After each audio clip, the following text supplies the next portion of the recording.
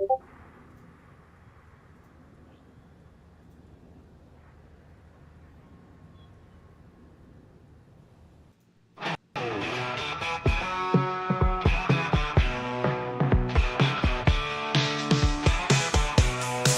got my engine burning, hear that hyperspace hum, all in gold and platinum, and the credits gonna come. Out in the black, no looking back, my ship's my only home. From station to station, I'm a rider all alone. Space trucking across the Milky Way, through the void and nothing. We're living day by day with the cargo hold full and a whiskey in my jar. Space trucking out among the stars.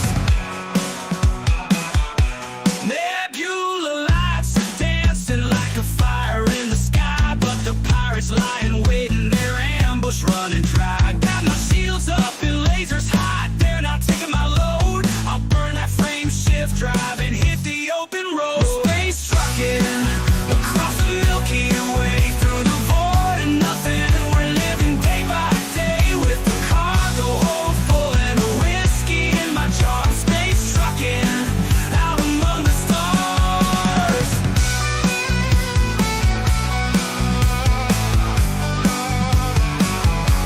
Nebula lights are dancing like a fire in the sky, but the pirates lying waiting, their ambush running dry. Got my shields up and lasers hot, they're not taking my load. I'll burn that frame shift drive and hit the open road. Space trucking across the Milky Way, through the void and nothing. We're living day by day with the cargo hold full and a whiskey in my jar. Space trucking out among the stars.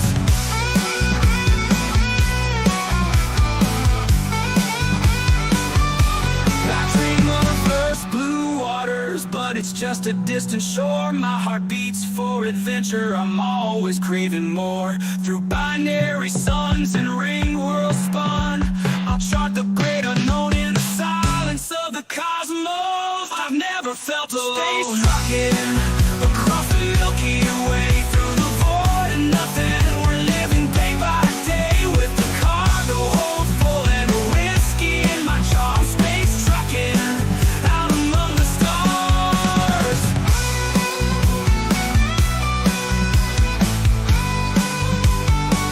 So here's to the pilots flying, to the haulers bold and true. We're bound by starlit highways and the things we gotta do. Keep your thrusters steady and your aim sharp as a blade. We're space trucking through the galaxy we've made.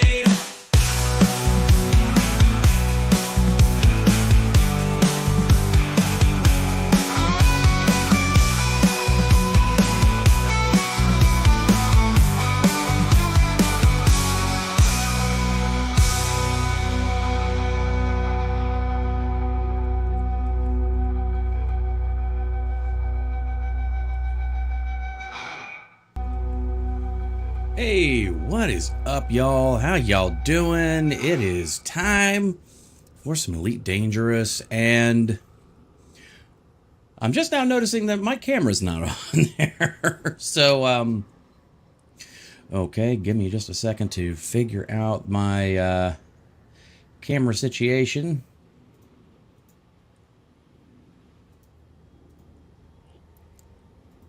Come on, baby.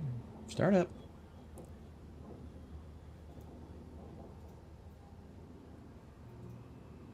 Well, that's no good. Can you guys even hear me? Well, that's no good. Yeah, it looks like I got audio over there. One moment while I try and diagnose that issue.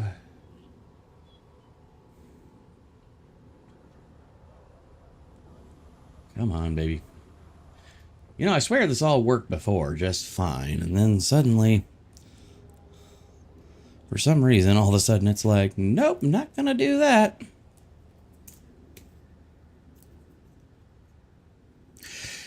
It would seem that I'm a dingus and may or may not have unplugged my webcam.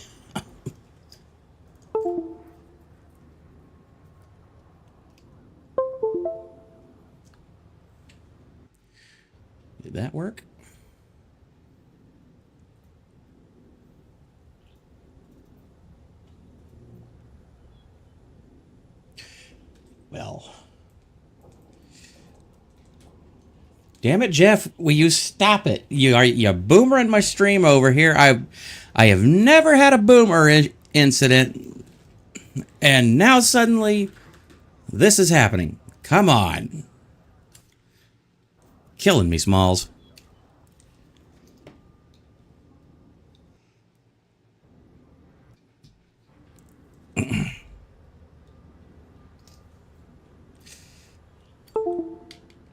Swap the keyboard over. Move that there.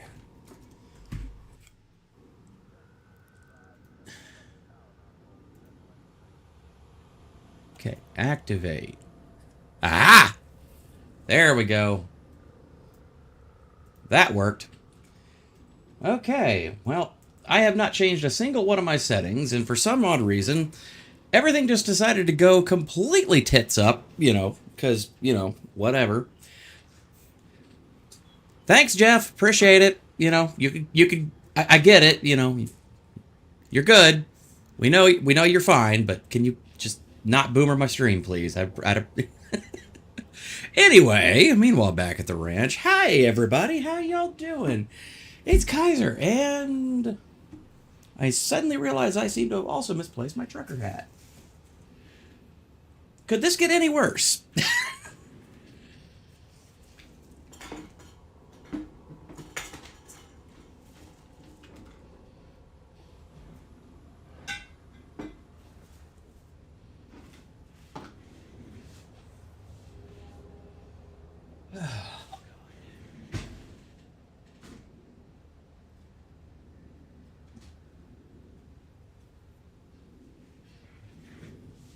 Okay, well, never mind. I guess we're just gonna. I guess we're just raw dogging without the hat today. So whatever. Oh Lord. Oh God. Anywho. Meanwhile, back at the ranch. Miss you, buddy.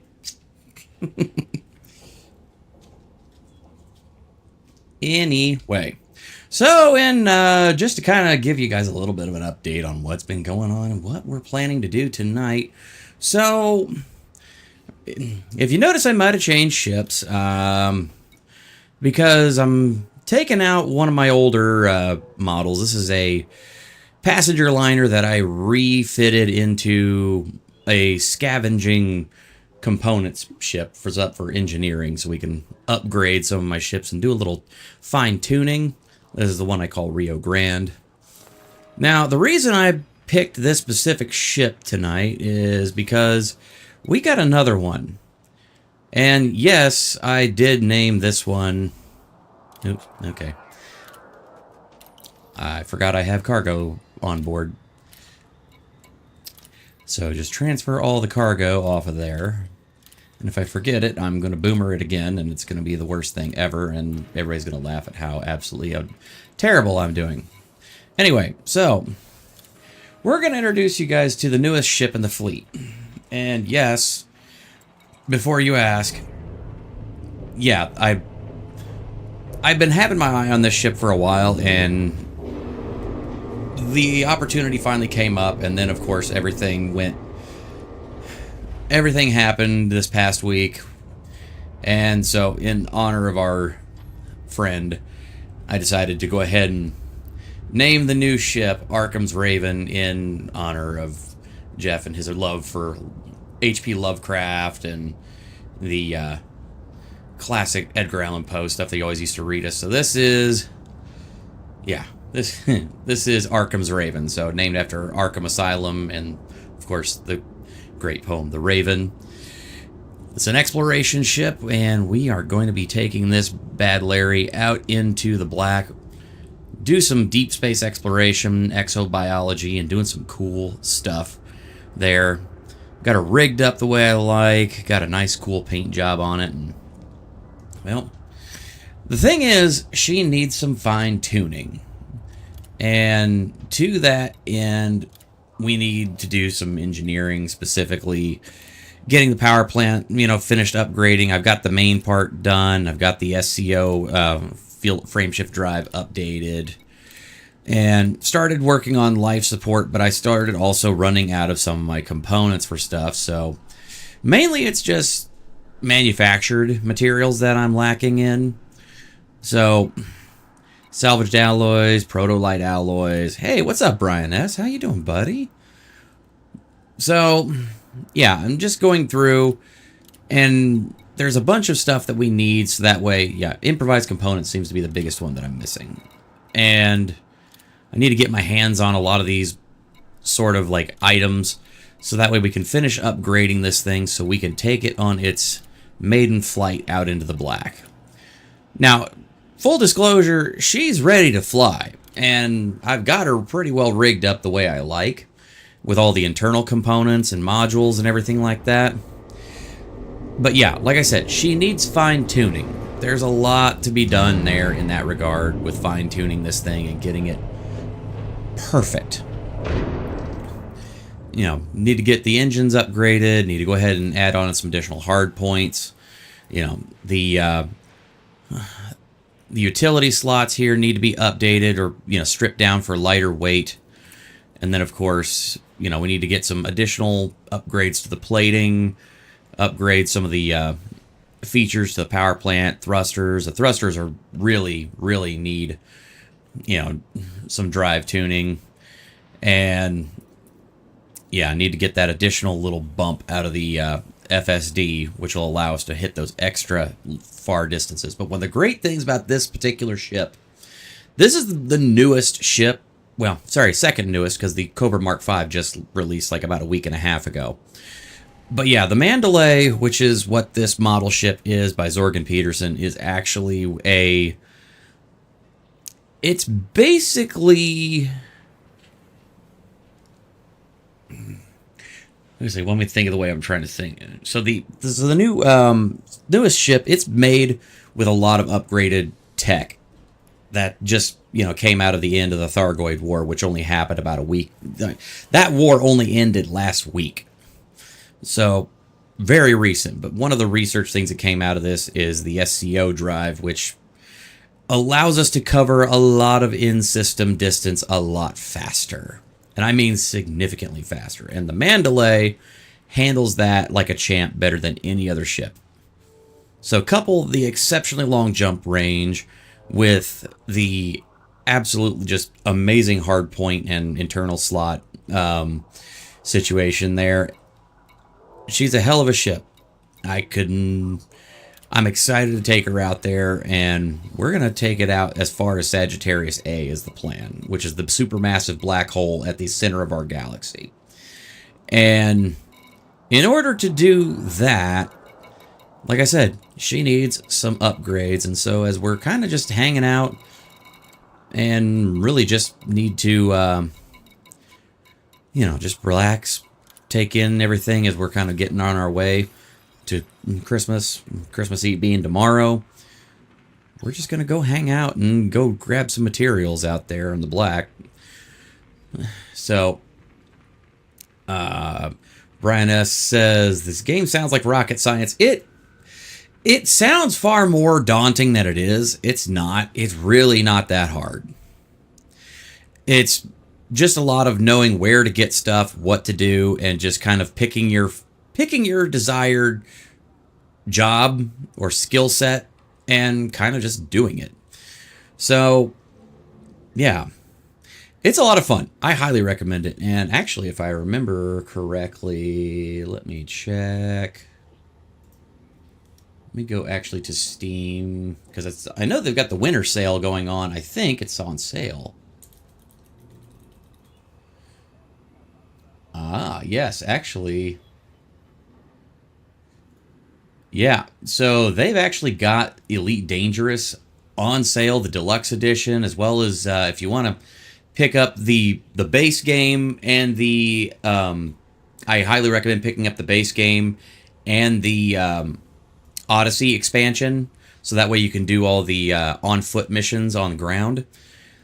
That's only going to set you back like maybe 14, 15 bucks. And I'm telling you, as somebody who has personally enjoyed the hell out of this game and sunk literally 5,400 hours into it, over the course of 4 years. Yeah, it's a lot of fun, and I highly recommend spending the extra money and getting an actual flight, like HOTAS system, so the flight stick and throttle. But yeah, you could totally play this with just a controller or keyboard and mouse, or just a regular generic joystick. It features all the stuff for those different control options. I just like the simulator feel of having the flight yoke and the throttle. Brian S says, is the expansion worth it? Yes, I agree. Especially for right now, the expansion is $8.99. You can't beat that. Yeah. D, what? 5,400 hours? Damn, I haven't done that since my MMO days. Yeah, I take it from somebody who used to play World of Warcraft religiously because I was in a guild, and now I'm kind of sitting in that position of just going, yeah, I don't like doing that anymore. I dropped out of that game over a decade ago, probably more. And then, yeah, somehow later on, when COVID hit, I found this game, and I was just like, I can't go outside, I can't go out in public, I can't do anything, so I guess I'll just sit here and play this. And, well, such was the way things played out. And they say, Brian also said, when I played the game once, I got killed by the space station because I didn't know I needed to call them.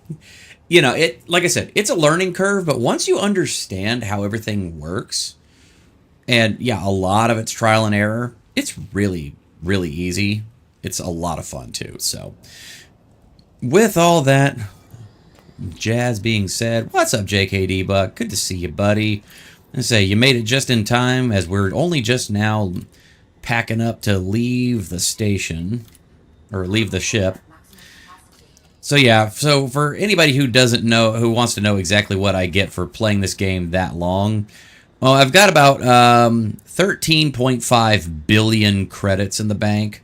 So money to me is kind of not a thing anymore.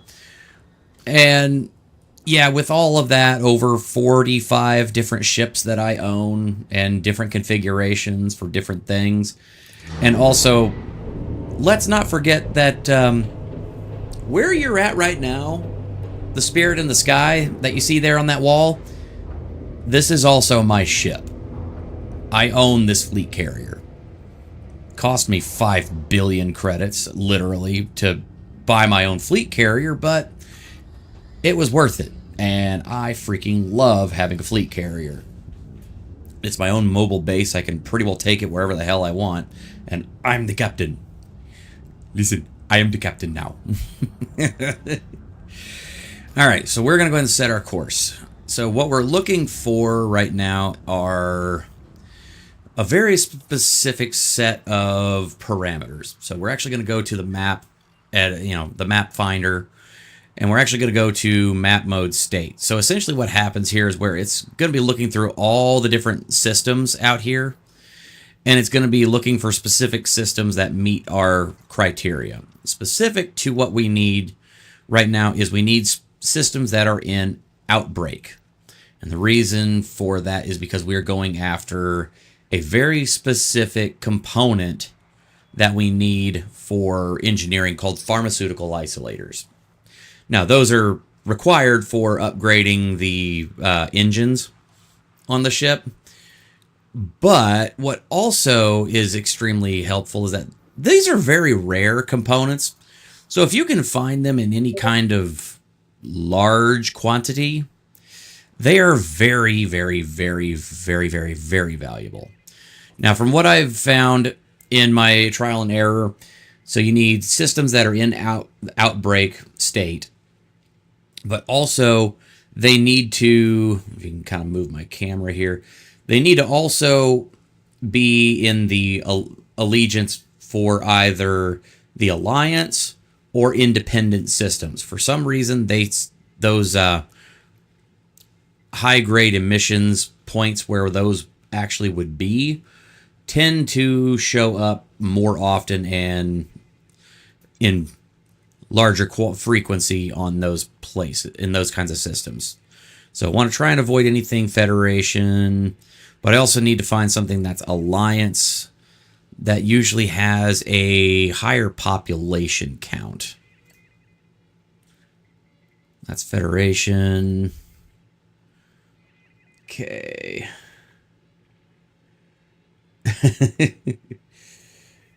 I have to cover up the screen while I get dizzy. Yeah, I'll try not to get you too dizzy there. And say, but yeah. All right, that's Federation. Independent.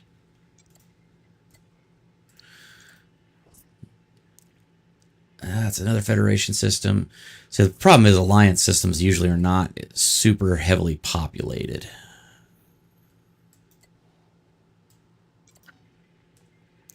Ooh, Alliance. CN Buddhists. 31.7 million. Okay. Well, we'll head there and we'll start looking there. So yeah, higher population count means higher population that people that live in that system. Literally exactly what it says. Higher population means more foot traffic, or really ship traffic, I should say. Which means more resources are going to be devoted to that place. So, and pardon me if I do a little bit of ship acrobatics. Yeah, turn off my flight assist and do a little bit of flippy floppies, but try not to do that too much.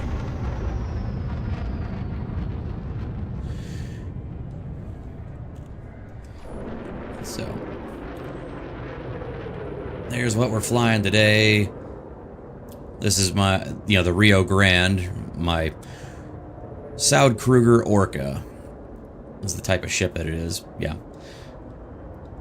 Basically, it's an upgraded passenger liner that I just did a little bit of fun rigging to.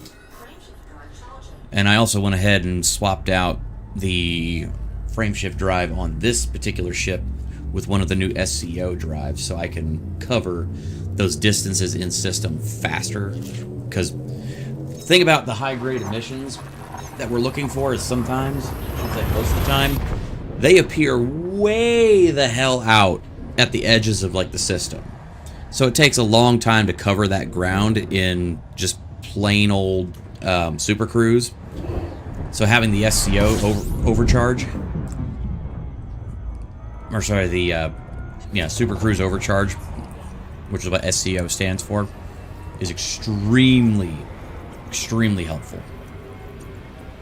So we're gonna jump between a couple of systems. We've got 3 jumps left until we hit the target system that we're after, and then we're gonna hit the nav point, do a quick scan of their navigation beacon, and then see what is popping up on our what's popping up on our signal transcribe. So here we go.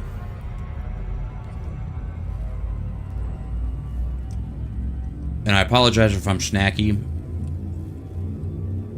The wife and I have been in cleaning and Christmas prep overload, trying to get the house ready for Christmas Day, because we're going to say we've got Christmas with one side of the family tomorrow, and then we have Christmas Day that we're also doing. So yeah, it's a lot. Good times, but yeah.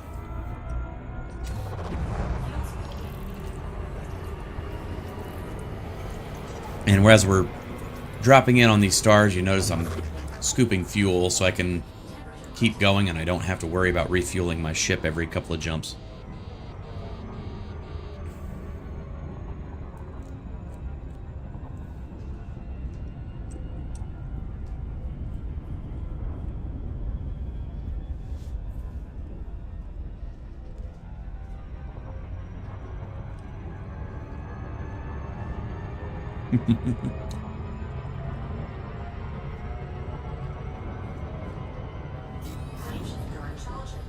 Yep, got 2 more jumps.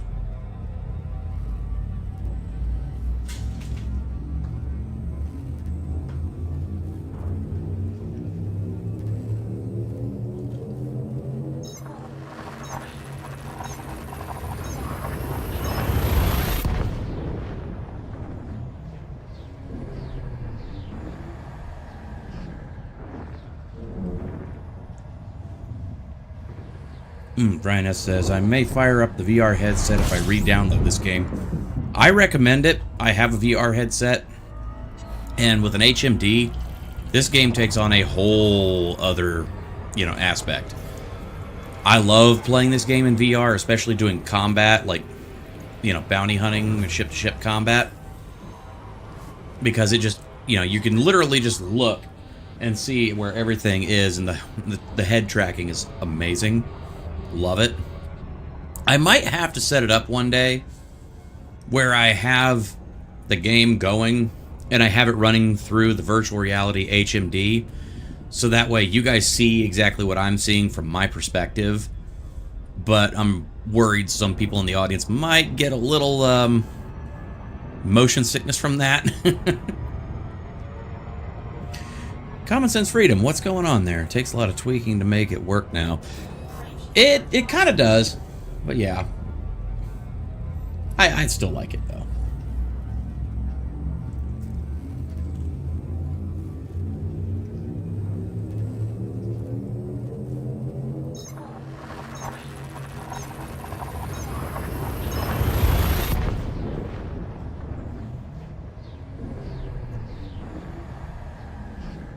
And I apologize if I'm not exactly in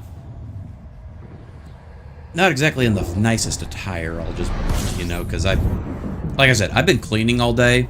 I worked earlier today, came home, started cleaning, and this is kind of like my my work around the house shirt. All right, here we are. We're in system. Lock onto the nav beacon.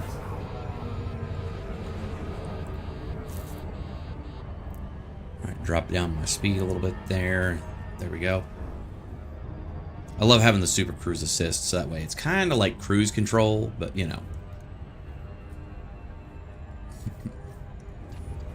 Yeah, I believe this is actually a, I gotta remember what class of star this is. I think it might even be a white dwarf, I'm not sure.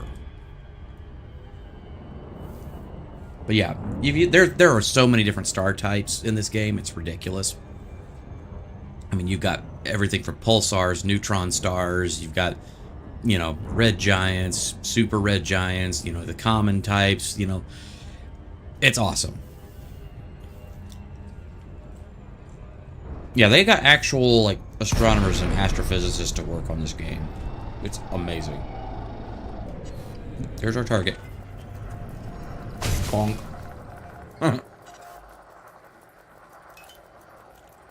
And that's why I have shields.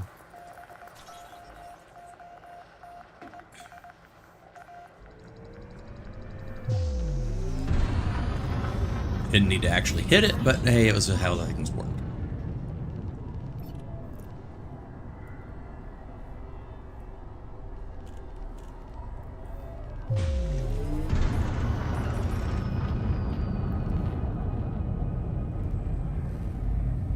Yeah, it is. I agree there, Brian. Go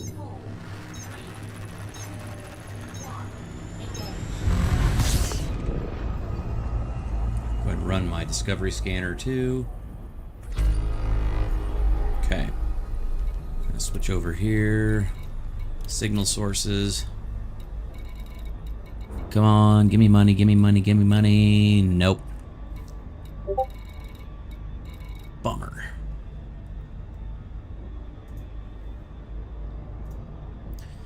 Alright, was hoping to see something pop up. Yeah.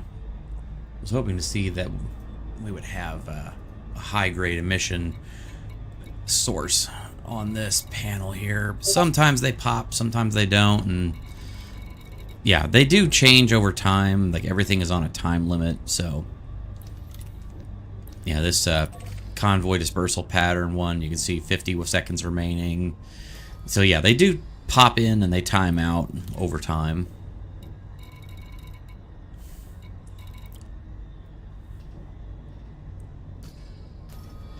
Alright, since we don't seem to be getting anywhere there,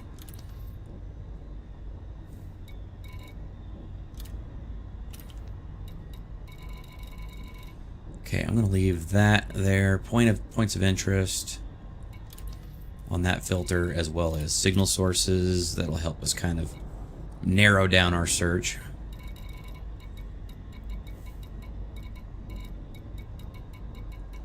Oh, Alabama Rose gifted 5 Kaiser Pineapple memberships.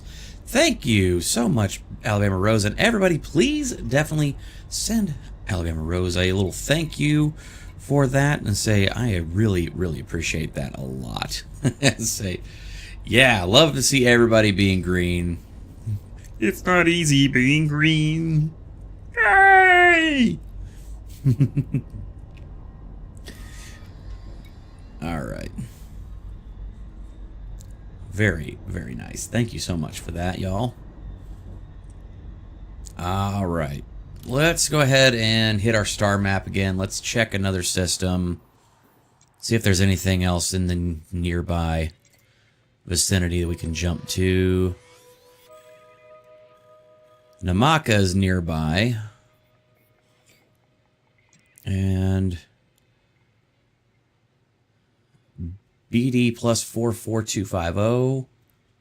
Let's give that one a shot, and then if that doesn't work, we'll hit Namaka.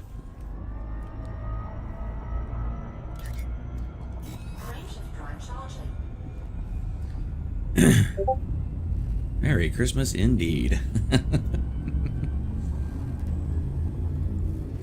Well, now we just got to get JKD Buck in green too.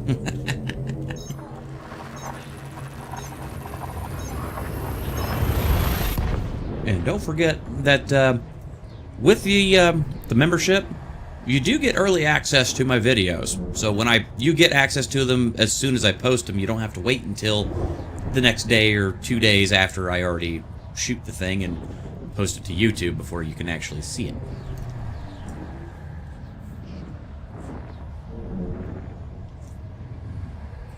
Working on some additional perks and whatnot, but you know.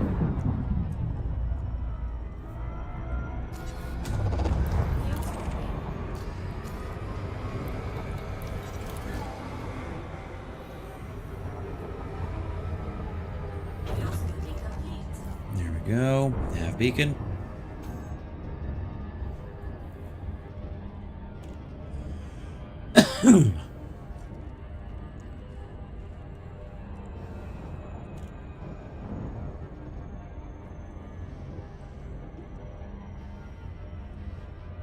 Ooh, I just noticed something that I'd never noticed before.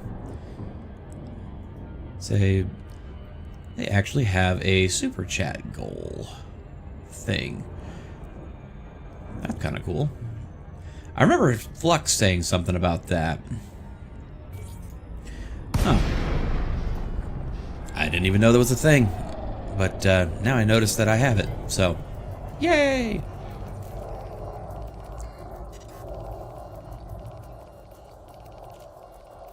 And say, matter of fact, actually, and say if you guys want to, I say, I've been looking at getting the Cobra Mark V in early access. If you want to see what it can do, say, yeah.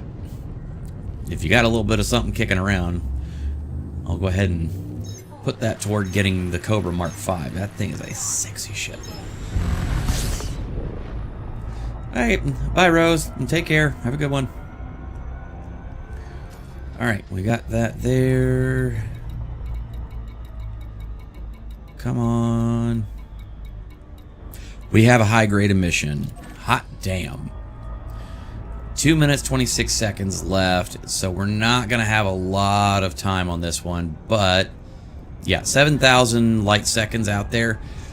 Normally, that would be impossible to get there in 2 minutes and 30 seconds, but I have a little bit of a something that we can do, so I'm going to go ahead and trigger SCO overload. Afterburners!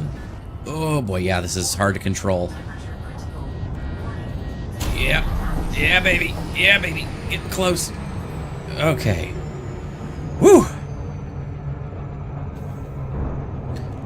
That is how nice that Super Cruise, is. Oh, what's up, Let's Go Brandon? How you doing, buddy? Thank you for joining there. So trying to get off the ground, doing this more often, just doing some fun gaming streams. But good to see you. Thank you for dropping by. I appreciate it. I was just telling everybody I'm looking at getting that new Cobra Mark V, but I'm not sure how we're gonna get that here. But say, could be fun.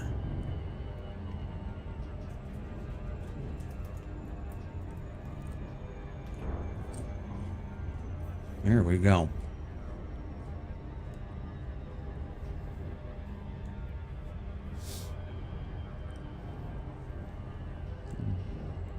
And if Let's Go Brandon wants to torture me, I mean, I do have rum and vodka here, so...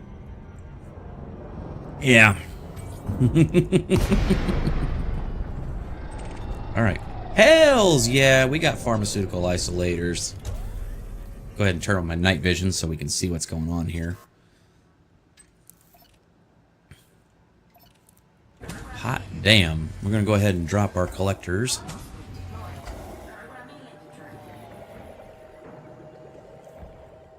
So those are going to go out there and actually start picking up all of the materials for me and bringing them back to the ship. So I'm going to try and position myself above the debris field. Like right in the center. There we go. Perfect.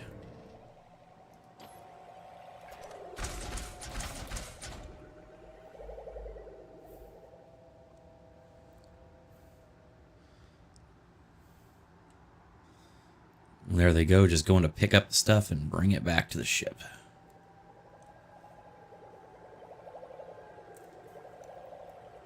JK Daybook says, I bought some smoked turkey legs and wings. Gonna cook them up tomorrow. Ooh, yeah, that sounds awesome, dude. That sounds delicious. And say, thankfully tomorrow I don't have to cook because we're going. We got Christmas with my parents tomorrow, and then on Christmas Day we're with my in-laws. Now, fun part about Christmas Day, of course, being that we trade off now. Of course, we trade off. So one family gets us Christmas Eve, the other family gets us Christmas Day, and we trade off years. So, yeah.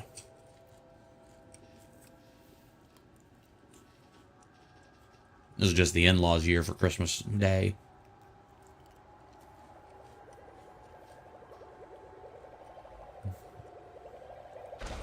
Wait for them to see how many of these they bring back. These things are very valuable, so.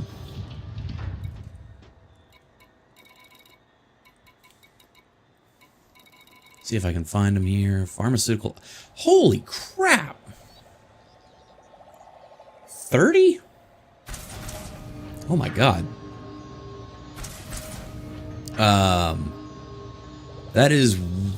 See, recently they did a rebalance on engineering, so you're picking up... Anytime you pick up materials, you now pick up more materials, and it takes less materials, and it's a fixed amount to actually, you know, do engineering, as opposed to the old way, so... With as rare as those usually are, I could probably trade the... I mean, if I could fill up on these, could literally trade for the rest of the materials I need. Yeah, that is a good holy crap there, JKD. That is a very good holy crap. Oh my god, there's just so damn many of them. Oh my god. I'm easily going to fill up on these in one go. Holy shnikes. Oh my god. I have never seen that many in one drop before. Like, literally, I've been playing this game for almost 5 years at this point. And the most I have ever seen drop in one go of this particular part that we're after is like maybe 5 or 6 in one drop location. Yeah, I'm easily going to fill up like a full 100 of these. So what are they floating in space? So essentially what's happening here is that this is my long range sensors and everything like that picked up this debris field, and it was basically a high value ship of some kind at one point. And so now what's going on is that I'm just picking up and collecting these that were left over from the debris field. So yeah, they're just floating in space, but they're floating in space on a time limit essentially because they were from a ship that got destroyed here. And I just happened to pick up the signal. Holy criminy, I've never seen that many of those in one spot. Oh God.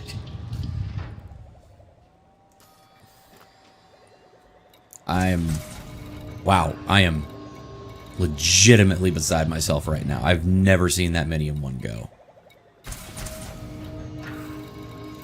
Hell, with this, I might actually be able to do all of my engineering in one night.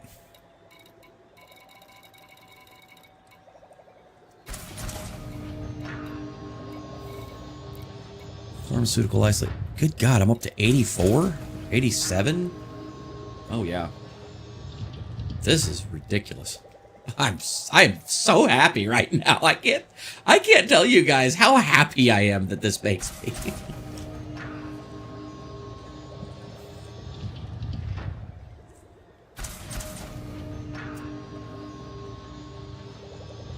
Yeah, good Santa's dropping materials in space. Yeah, Christmas came early today, and, yeah. Kaiser's a happy man. 96? Yeah, one more, and I'm gonna fill up my... Yep, 99. Yeah, I'm not even gonna be able to pick all of these up, because it can only carry 100 at a time. Yep, we're full. Well, that was a lot. Okay, I'm serious. I have spent 2 days looking for these before I decided to stream it. And not found diddly squat at all. I got close last night. I saw a high-grade emission point in a system like this. But then I didn't have the SCO drive added on my ship. So there was like maybe 50 seconds before it would have just disappeared. And because of that, I was like, there's nothing I could do. So I just said, what the hell, I'm going to go ahead and go back to my ship, my fleet carrier, throw my SCO drive, one of my SCO drives that I have in storage that I engineered, just kind of, I said, oh, hey, this is cool. I'd like to have this new piece of tech. And just went there and bada bing, bada boom. You know, that's what's going on. Let's say, Evgeny Gur says, how many limpets can launch simultaneously? Sorry for newbie question. Just started playing this game. Actually, hey, no problem. Good to actually have you aboard there. And so it depends on whatever limpet controller you've got rigged on your ship. I mean, this one that I've got for this particular ship is not very big at all. I mean, it's, I think, only a 3A, so it only has a maximum of 2 limpets that I can launch at any given time. So, yeah. I think you can have up to, I want to say 4 with a class 5 limpet controller. And then, I mean, if you stack them, you can, of course, get, you know, additional there. I mean, if you ever watch me go mining or something like that, yeah, I've got 2 class 5 limpet controllers, and I've got probably, you know, 8 limpets running between me and the ship at any given time for that, but that's just the name of the game for mining. Hey, what's up, Lady Autumn Sky? How you doing? Thank goodness to see you. Glad to see you. Welcome. Kick your shoes off. Stay a while.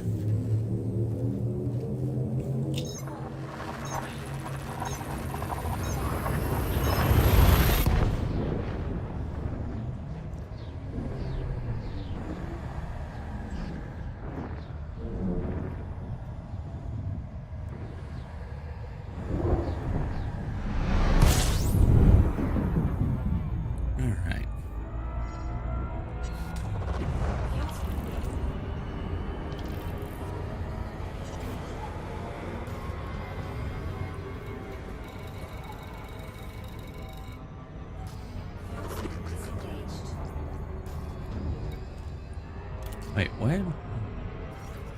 What happened there? Oh no, I'm trying to go to my... Nope, that's not where I'm going.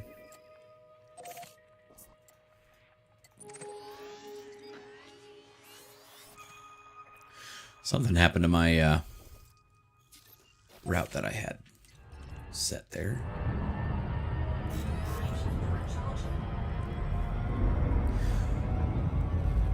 Ooh, Lady Adams guy says, gotta go set up my meat for tamales in the crock pot. It would cook overnight so I can finish making tomorrow. Ooh, tamales. You are speaking my language. Oh my goodness.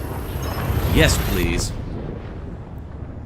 And say, I have to ask, like, what you use for your tamales. If you're a, you know, pork or beef or chicken, if you do like anything special for those, because I need a good tamale recipe, and I am dying for one. I just showed a recipe video the other day to my son, who is kind of like my little mini me for cooking in the kitchen, and he saw a video on tamales, and he's like wants to try it so bad. He's 4, and I'm like, yeah.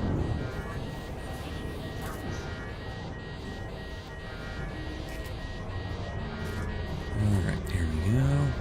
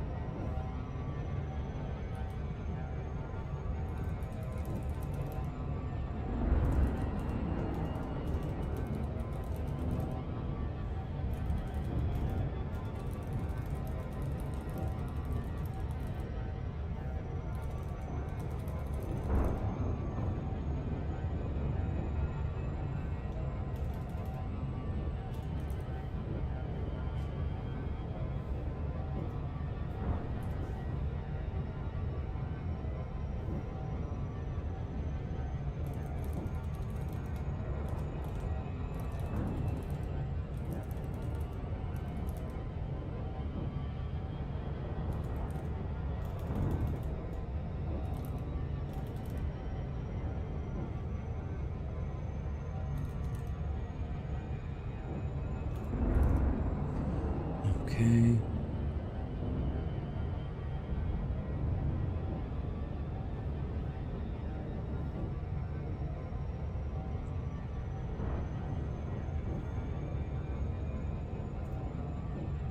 That's cool.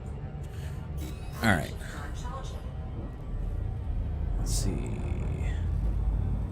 Ooh, Brightness says, tamales weird me out. I don't like peeling off the weird gritty yellow stuff over the meat. You mean, yeah, the masa? That's the good part, man. Lady Autumn Sky says, grew up on pork, however I prefer beef this year. Sirloin tip roast. Ooh.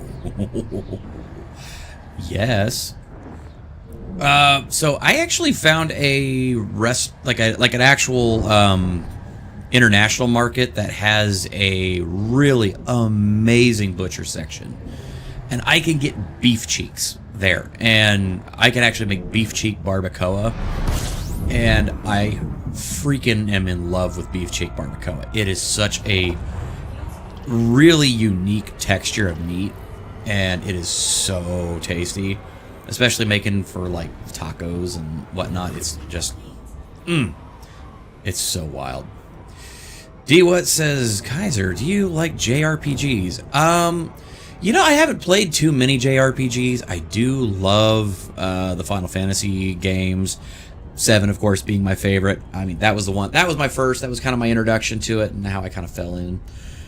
I've played a couple of JRPGs. Phantasy Star back in the day, but I haven't played too many in recent years, and I really would love some good recommendations.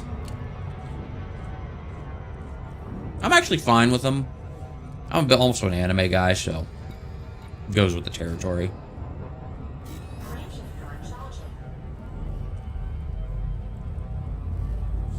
Oh, I'm sorry, Von Diane.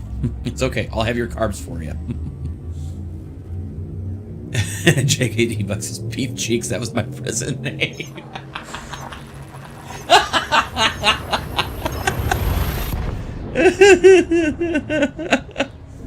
Get that butt! Oh.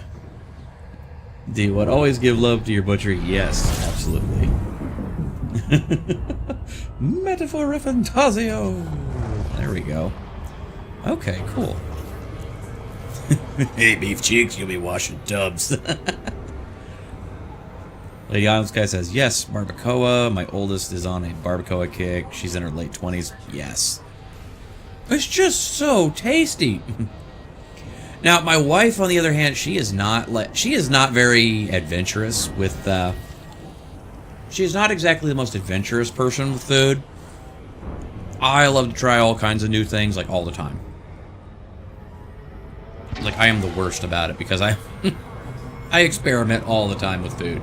Just to try and figure out new stuff. Then again, I'm the one that does most of the cooking, so, you know, it kind of balances out that way, but she hates me whenever I do a lot of experimentation and stuff with cooking, spices and whatnot. But, yeah. I made barbacoa one time, and it was really good. It was very unique. I made a mistake, and I over-salted it, though. So, that was on me. But, yeah, I'm going to try and actually do it again here fairly soon.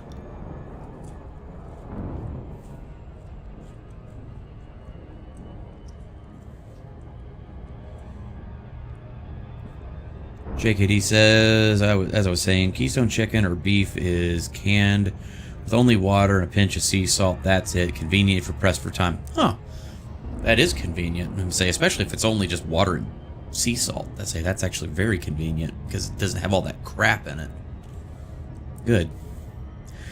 DWAT says, I haven't played Metaphor yet, but they say it's good. I'd say Xenoblade Chronicle series 2 and 3 specifically. Okay. Haven't played Xenoblade, but I'm interested.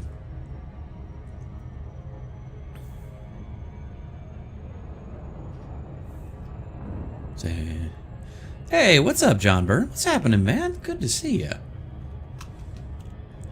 Fantastic. A whole band's getting here tonight.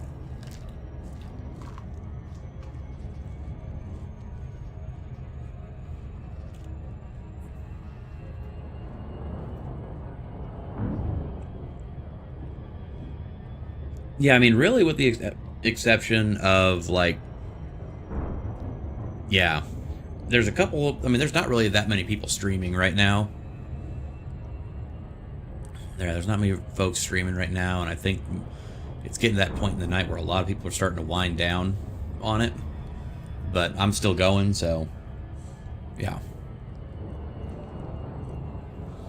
So JKD says, in this game, do you normally jump from star to star? Yeah, so you have to jump in from like one high gravity concentration to another high gravity concentration.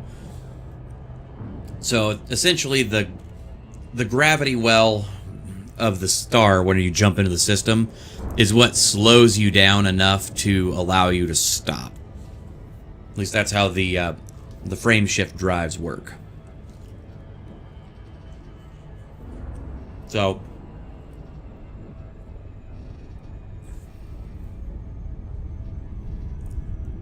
finishing off my crackers, so I'll stop eating them. So yeah, the frame shift drive will allow us to jump from system to system, and then the actual like Super Cruise, which is the FTL drive that allows us to drive through the system. And it can reach some really amazing speeds. But yeah, it is limited, and that's where the new SCO, the Super Cruise Overcharge drive, has come in very handy, with being able to cover those in-system distances way faster than even traditional FTL.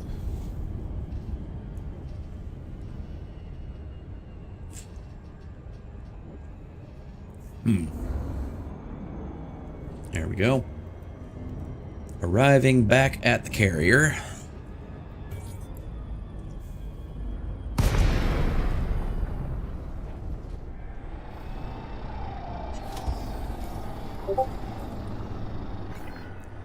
Thank you for visiting our carrier. We hope you find what you're looking for. Access granted. Thank you for visiting our carrier. We hope you find what you're looking for. Docking requires confirmed. Assisted approach is go. Here we go. Approach is go. Here we go. And I'm really glad I did some tweaking on the audio last time, so you guys should be able to actually hear the game audio now with the radio chatter coming in from, you know, carrier, ATC, and whatnot. That was something I noticed last time I watched back the stream that I did last. And yeah, it didn't have like stream audio. It's funny I mentioned JRPGs and I just got a JRPG mobile game ad. It actually feels like someone's watching me. Yeah, I understand completely.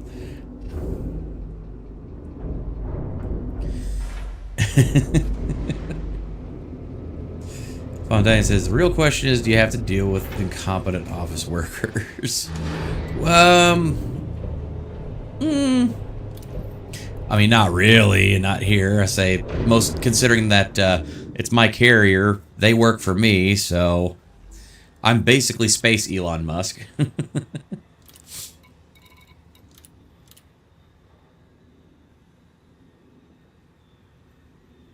Let's say, stuck at a gate because the office sent the wrong paperwork. Okay, I have had that happen in my professional career before, and it sucks balls.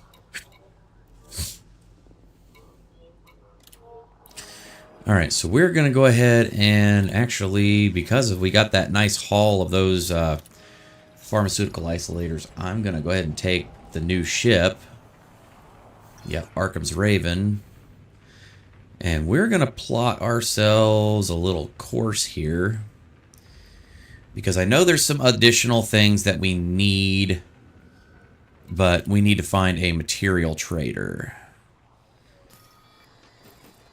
So while going there, I'm going to actually jump over to my other internet screen over here. Go to inara.cz.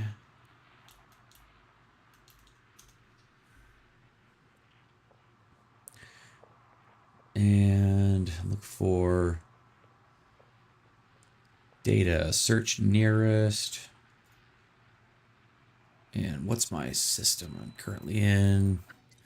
Col 285 sector KM-V D2106. That's where I am right now. Okay. Additional options.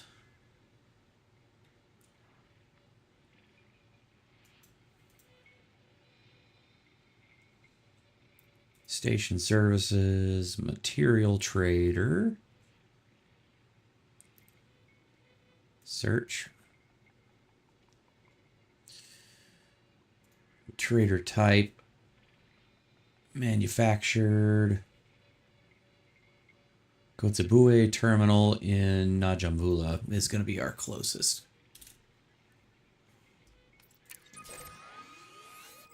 Yeah. So go ahead and open up. I've been there before, I think. Yep, I've been to this system. Najambula, Kotzebue terminal.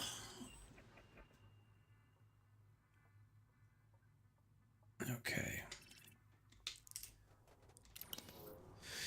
All right, launch.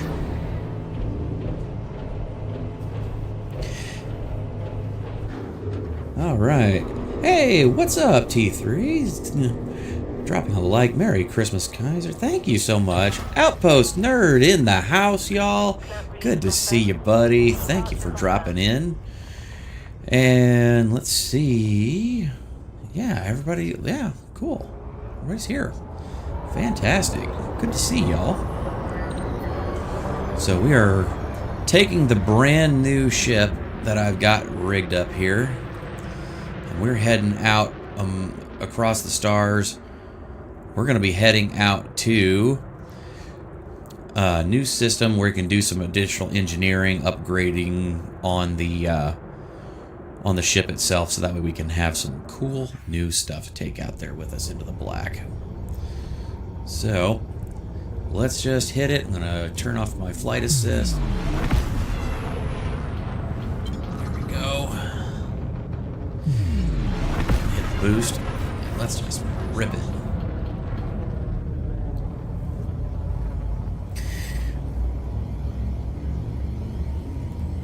Yeah, I do a lot of fighter pilot shit in this stuff, in these ships sometimes. Been known to do some weird and crazy stuff with maneuvering, even in like some of the cruise liners that I own. I have an Anaconda, which the Anaconda is like the third largest ship in the game, and yeah. I've been known to do, like, crazy fighter pilot shit in that thing. A ship that's the size of a, for you Europeans out there, a football pitch. Yeah, a freaking football stadium size ship. Hey, there's Outpost Nerd saying, this is what Star Trek Online should be. Yeah.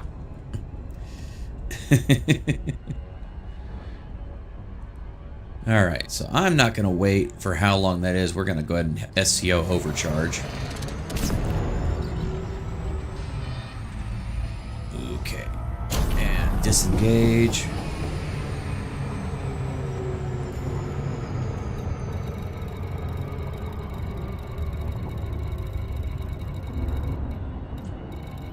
Where is the city there?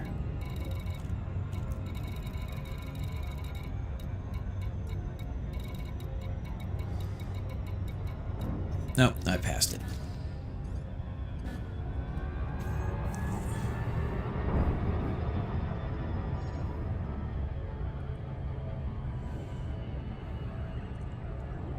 Fundine saying right trailer number, right BOL. I think that's bill of lading. Everything else wrong. Ooh, that sucks, bro. Sorry.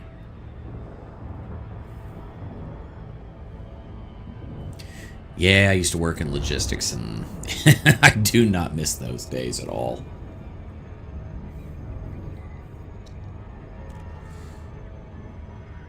Yep.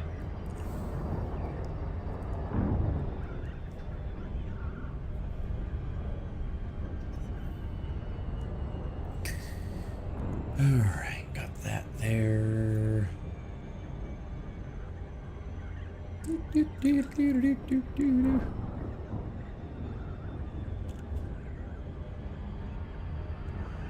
Alright. Anybody else out there got any fun, crazy, or wild, awesome plans for Christmas? Say, I know that, I know we're gonna have fun in the pineapple household. I know that for sure. Say, wave hi to the planet that we're passing by.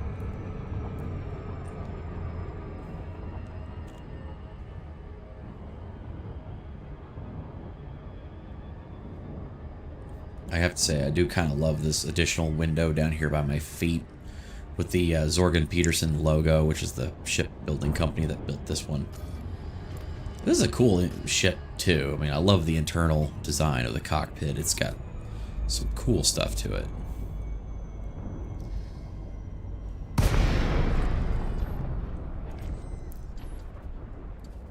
Yeah, you can see the inside of the cockpit, and you can see me in the pilot chair. I've got my special hat on and everything.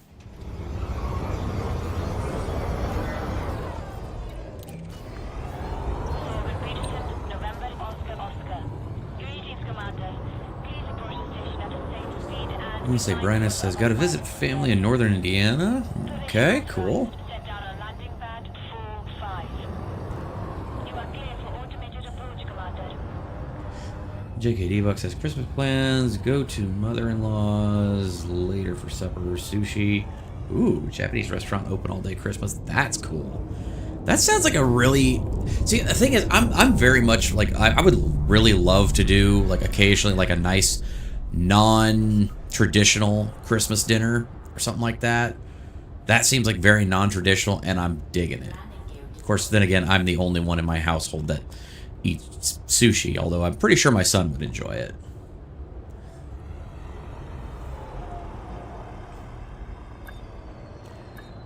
Okay, Outpost says, reminds me of the ship from Guardians of the Galaxy. It does kind of, like, from the exterior look.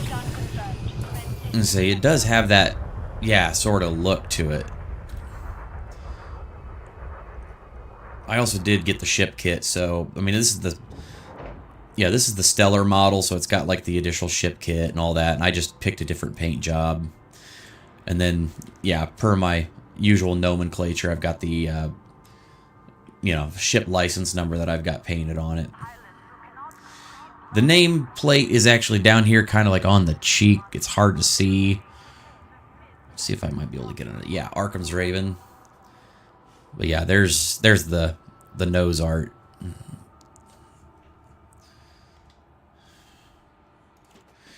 Okay, and just go ahead and go below decks here. Yevgeny Gur says, I'm collecting money for Imperial Cutter now. Like the looks of it. Is it worth buying as a first big ship? Okay, that's an interesting question. So, the Cutter... I have two Cutters, and I will say that they are a very unique beast. So, the Cutter the Cutter has the strange, if you want to call it anything, call it the,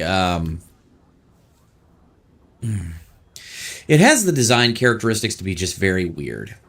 Because the Cutter is the biggest ship in the game. It has the highest cargo hauling capacity of any ship in the game. It also is really fucking fast for a ship like that. I mean, for such a large ship, it is really fast. But it steers like a cow. I mean, you can do pretty good with engineering and actually get some decent maneuverability out of it. But yeah, I mean, yeah. It looks sleek. It looks sexy. It's a gorgeous ship. It has a lot going for it. But yeah, it is... Woof. It's a beast to handle. And say... the Cutter, I do say it is worth it. It is 100% worth it. But you have to have the right idea in mind for like what you want to use it for. So... I would say, I mean, I have two of them. I have one that's designed strictly for laser mining. And then I have another that I've got designed strictly for cargo running. So let me just pull up mine here. So, yeah. Come on, load up. So yeah, there's my Cutter Blue Fandango. That one is rigged just as a cargo transport. And that thing is a beast at handling cargo. It is awesome. And then, of course, I also have El Dorado.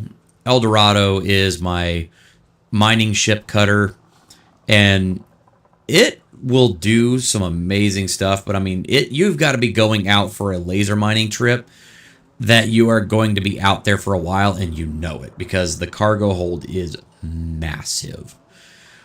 Now, I mean, I've seen a lot of people there's like rig up cutters for combat ships, and they are fantastically good for it. But, I mean, for me, if I'm just going to go ahead and pick a combat ship, like for a large class of ship, then I mean I might as well just go ahead and use my use my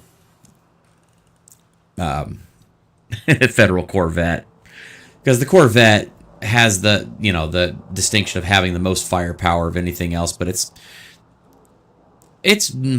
okay. It's not the greatest ship, but it's not the worst. And like, yeah, every ship is just kind of purpose built for whatever you're going to use it for. That's the way I kind of look at it. So Brian S. says, on my Christmas dinner is eating Mexican food, drinking enough beer to drown a horse. Yes, I am down for that. Tacos and beer for Christmas sounds amazing. Let's say Outpost Nerd says, I have wanted ramen for the longest time, but there's no good place to get any in my town. Look around for some places. There are. I know that at least here in my town, like they just only not long ago put in a ramen place, and it's like authentic ramen, and it's amazing. But it's like it's this little hole in the wall joint that, yeah, they you kind of have to know it's there. So let's see. JKD Buck says, do you have to pay real world money to buy a ship in the game? So yes and no. So all of the regular ships in here are only really purchasable through like the in-game currency. Like as you do jobs and whatnot, you gain money. You buy them with that. So you don't have to spend a dime on this game to play it, really, outside of just buying the game first off. Cosmetics and stuff, you can always buy cosmetics, little things here and there, but they don't actually, are not really going to, they're not required, and they don't actually add or take away anything from the game. But I will say that in the case of this particular ship, so this is one that is in early access, and you can pay to get a early access copy of the ship. Comes with a bunch of perks and everything that are also with that, and before they actually release it completely into the wild. But that's one of the things I like about it, is that you can buy it and then you have a zero rebuy. If you ever, your ship ever crashes and you have to rebuy the ship, it's basically zero because you've already paid real world money for it.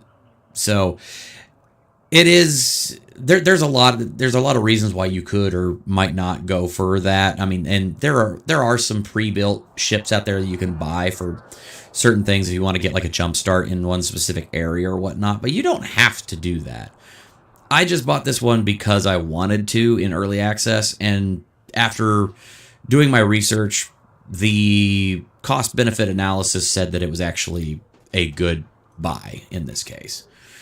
And, I want to definitely support FDev and what they're doing and keep them going. So sometimes kicking them a few bucks, for in-game stuff like new paint jobs or ship kits, new ships, whatever the case may be. I like doing that just to kind of show that I'm still supporting them and make sure that, they have a little bit of funding to keep the game going. Because this game has officially been out for 10 years, and they don't have any plans to sunset it anytime soon. In fact, this was actually their best year on record so far. So there's a lot of things to say about possibly, continuing going on. And I mean, they do have a lot of these, like I said, these pre-built ships if you want to get a jump start in this. I really, really want to pick up the Cobra Mark V Stellar. I've got some cash kicking around, as you can see. It cost the 33,000 ARCs, which is the in-game currency, that you can use to purchase these things. I've got 27,000, so probably with a donation of about probably 10, 20 bucks, I could probably go ahead and buy that ship along with some additional cosmetics and some cool stuff, like to make it look real super cool. But yeah, it's not required. Yeah, because these will eventually get released out into the wild, and you can actually just buy them with like regular in-game currency.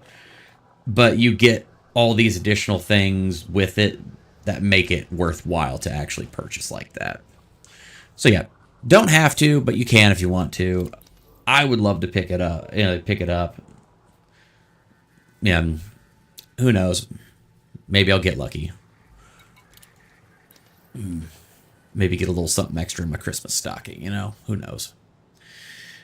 All right, so pharmaceutical isolators. Let me find out what, because I know there's, yeah, core dynamics composites I'm missing. Salvaged alloys, radio, or proto-light alloys, proto-radiolic alloys. I'm missing a lot of those. Salvaged alloys. Yeah, I get 27 of those for 2. Yeah. So might as well just trade a couple of those and get a bunch of them.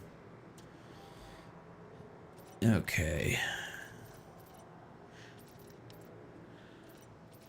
Proto-light alloys. Not as good of an exchange rate. You know, trade 2, get 1. And I mean, proto-light alloys are not super uncommon. I mean, it's a grade 4. But, let's see.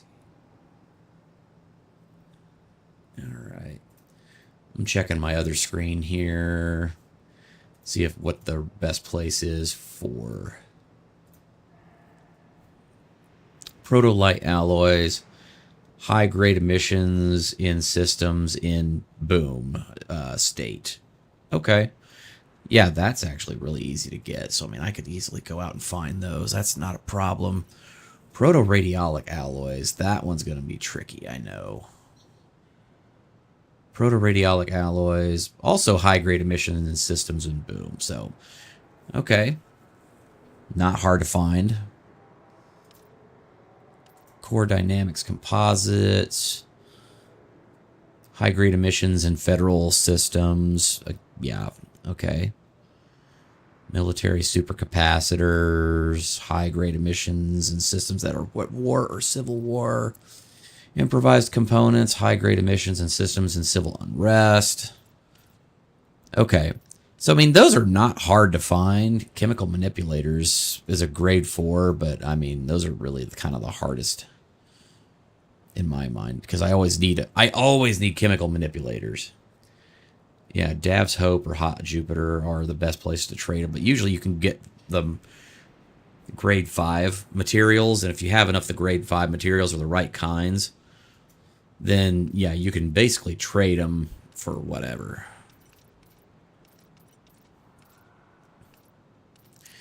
All right, proto-light alloys. I'm just curious. Chemical manipulators. Yeah, that's at a 3 for 1.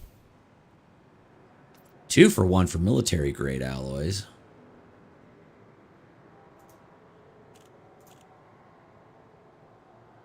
High grade emissions. Yeah, I could actually get those. It's not that hard. Let's see if they've got any better exchange rate. Nah, 2 to 1 is kind of the going for those. Oh, it's trade 2, get 1. Yeah, that's not as good of a trade as I thought, but I mean, it's not like it's untenable.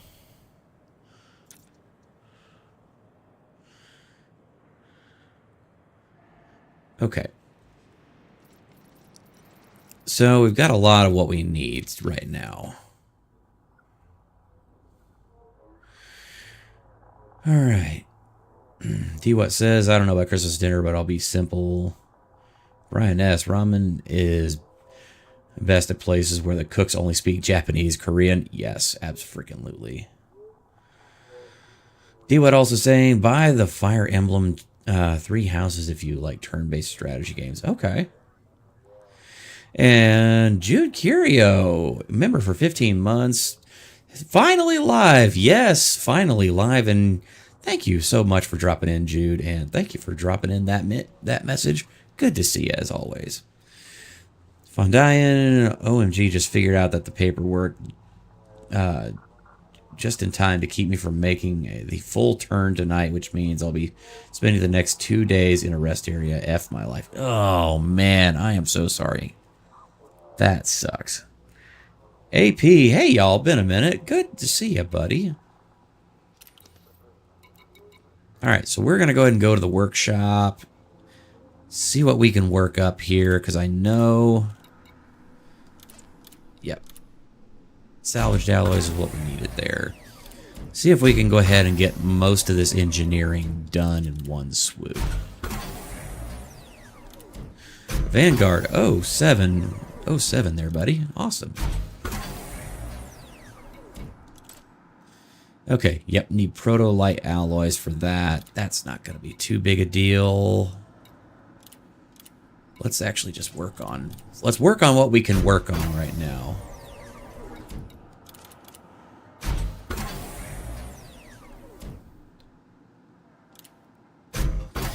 Vanguard says, have you heard of AD Engineer? I have not actually used that one specifically. It's been a while since I've been into this game, and I've been getting back in.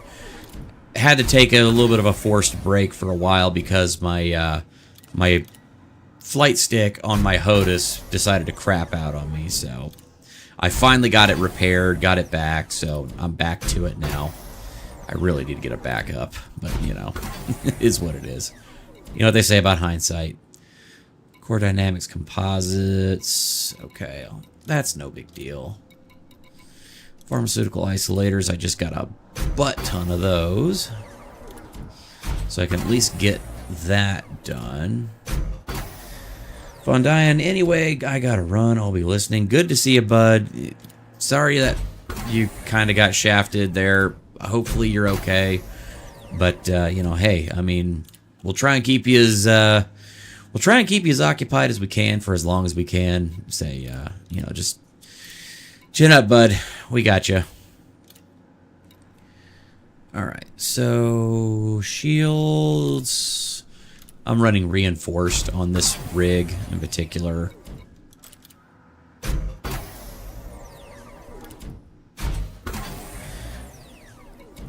I am so happy they did the rebalance on engineering materials and engineering because this used to be such an absolute pain in the dick. Yeah, engineering in the old version of this game, like before the rebalance, was awful.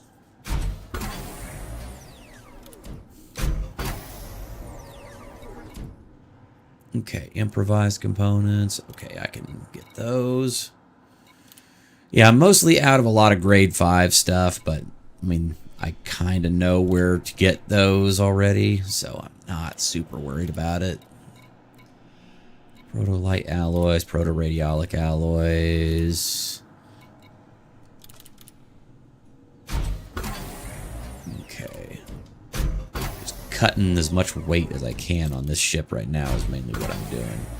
Then I'll actually, once I've got more of the materials I need, I'll go to the actual engineers and individually and get everything that I need.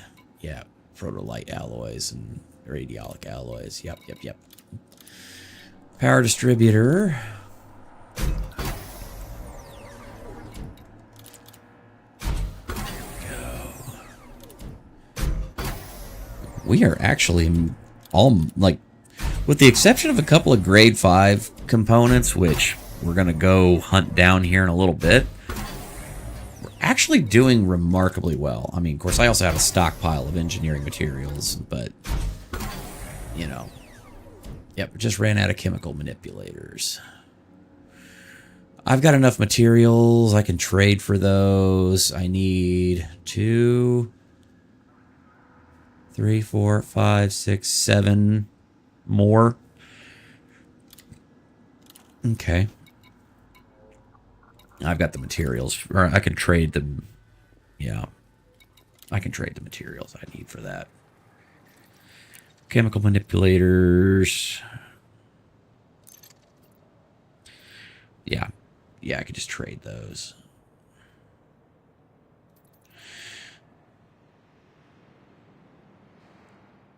Might as well just trade a bunch of these because I just got a shitload of them. JKD. Protomolecule, unobtainium, dilithium, kyber crystals. Kaiser has them all. Yeah, pretty much. Pretty much.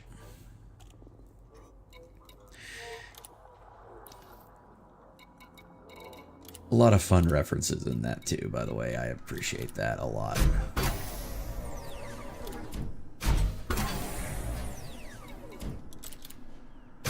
Alright, that will go ahead and get me grade 5 on my power distributor. I thought about running an engine-focused power distributor, but I mean, I've always had better luck, at least in my personal experience, with charge enhanced. But, you know, everybody's different. I get that. Okay. Now, I've got enough... I mean, I've got enough internal cargo space that if I just go back to my ship, my fleet carrier, drop off my, you know, well, I could just swap out the repair control or repair limpet controller for a. I think I've got one in storage on my carrier that I can use.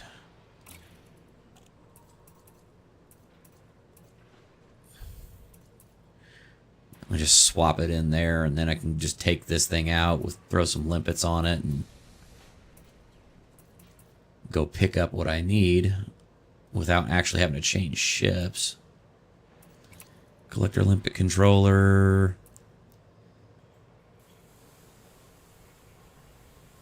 Yeah, I got a couple of 3s. Yep, they're on my fleet carrier, so yeah, I could just run out there and go do that.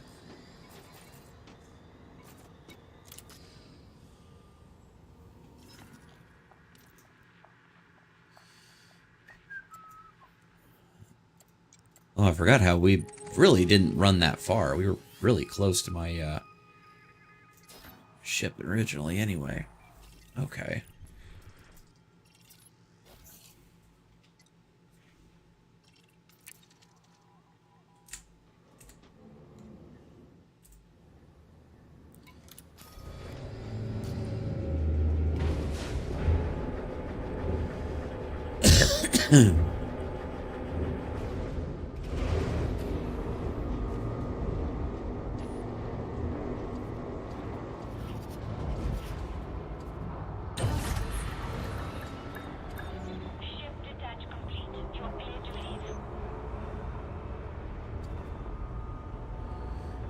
I do have to say I do love the cockpit view.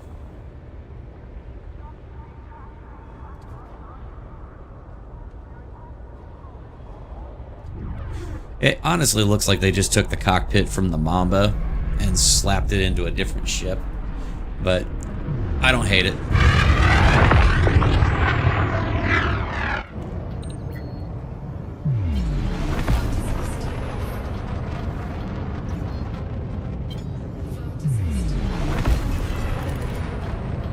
Whew, we are pulling some speed out of those engines.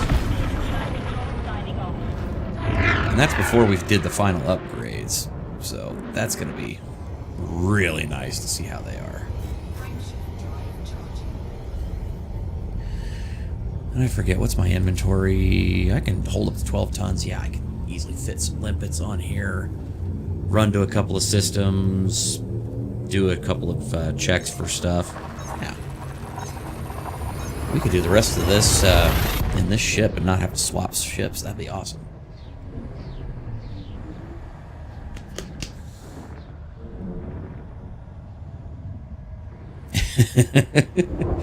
JKD says, change the British nanny accent to some Appalachian hill chuck accent. You know, I wish that was an option, but yeah, if I want to actually still have the computer talking to me in English and not, you know, German or French or Russian, I'm kind of stuck with this.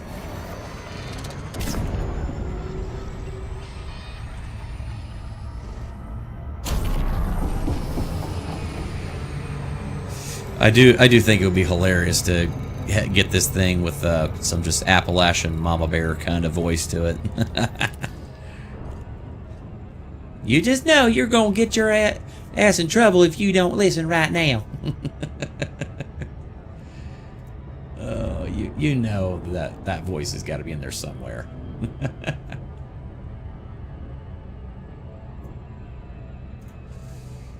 Okay, sorry, I'm checking out something up top. There's my other screen up here. I've got some like things that I watch and like little soundscapes, visualscapes that I keep up here. There we go.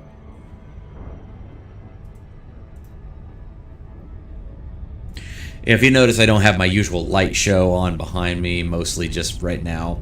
I'm in the process of doing some cleaning and rearranging in the office, so I just decided not to turn the lights on so I don't call a lot of attention to it. I got the Christmas tree on, that's about it.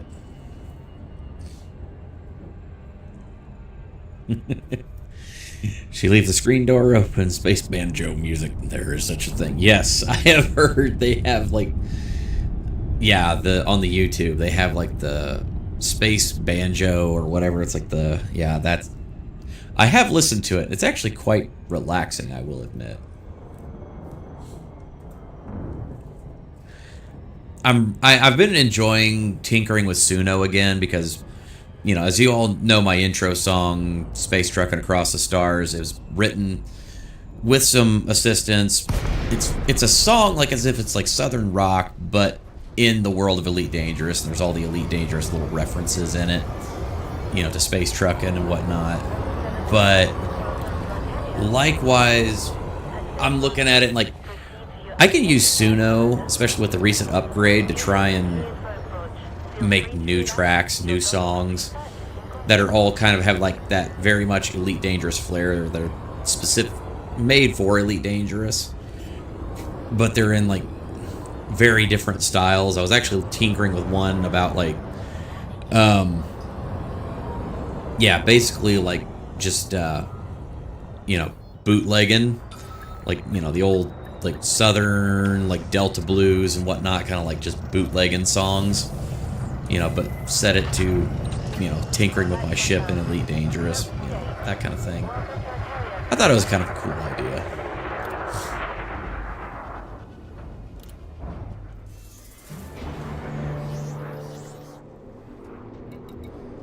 Alright, get down here, switch out that limpet controller.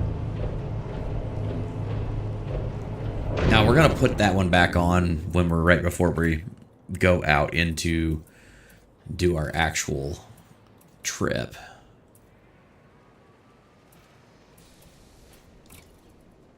Replace module, collector limpet.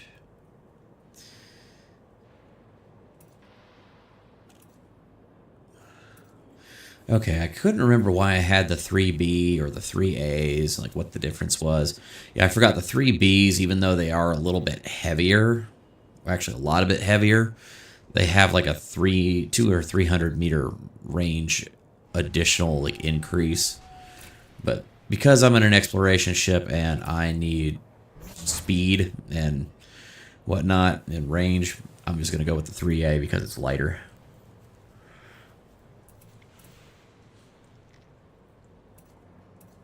Okay.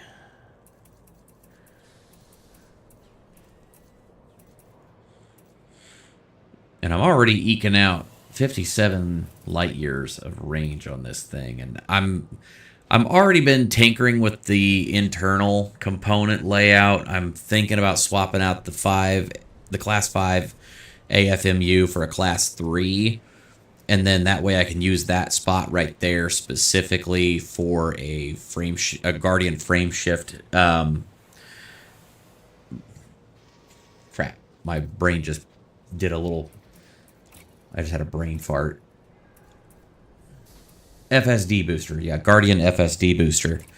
That'd help me squeeze an extra 10 light years out of it. That would bump that to 67.39. And that's before I do the final upgrades.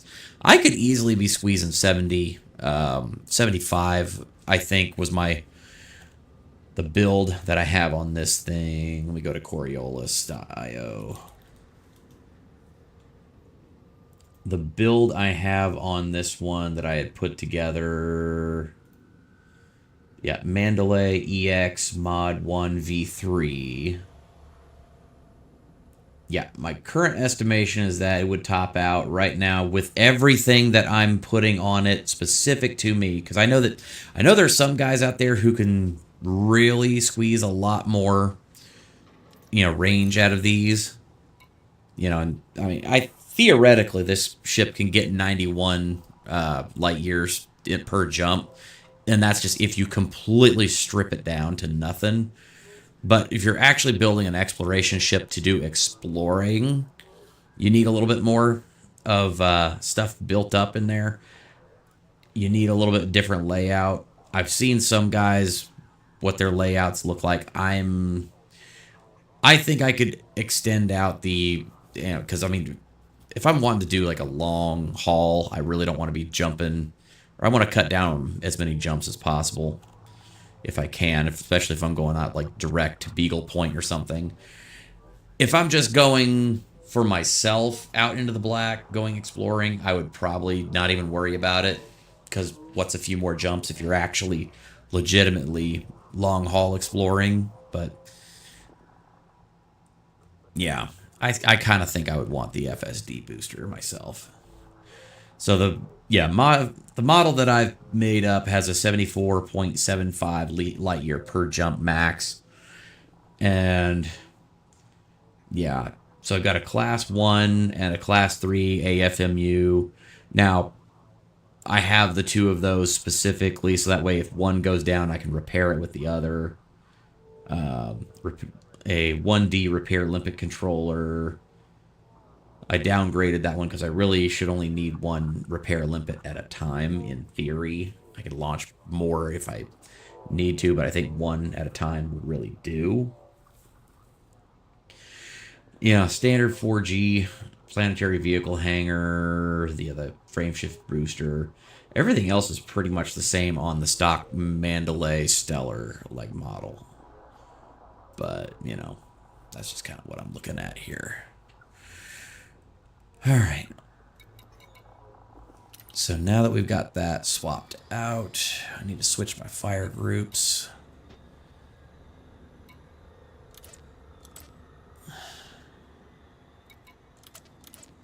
Collector limpet controller, set that up on button 2, which is where I like to keep it.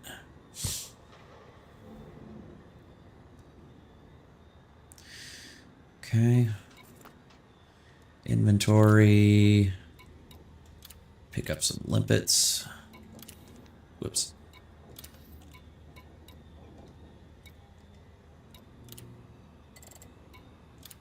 Car will hold at maximum capacity. All right. Collector limpet controller. All set. I can turn off the planetary vehicle hangar because we're not going to be using that right now. Yeah. Turn off that one as well. Don't need the AFMU on right now. Save some power.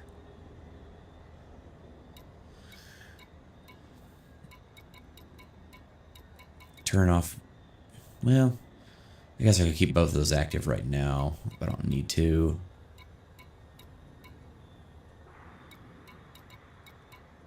Okay, so I think we're good.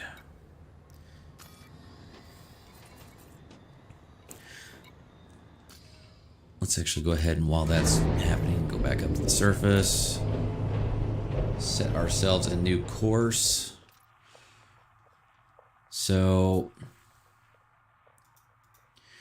according to Commander's Toolbox, yeah, so proto-heat radiators, proto-radiolic alloys, and there was, I think, something else. All of those could be found in systems with high-grade emissions in boom state.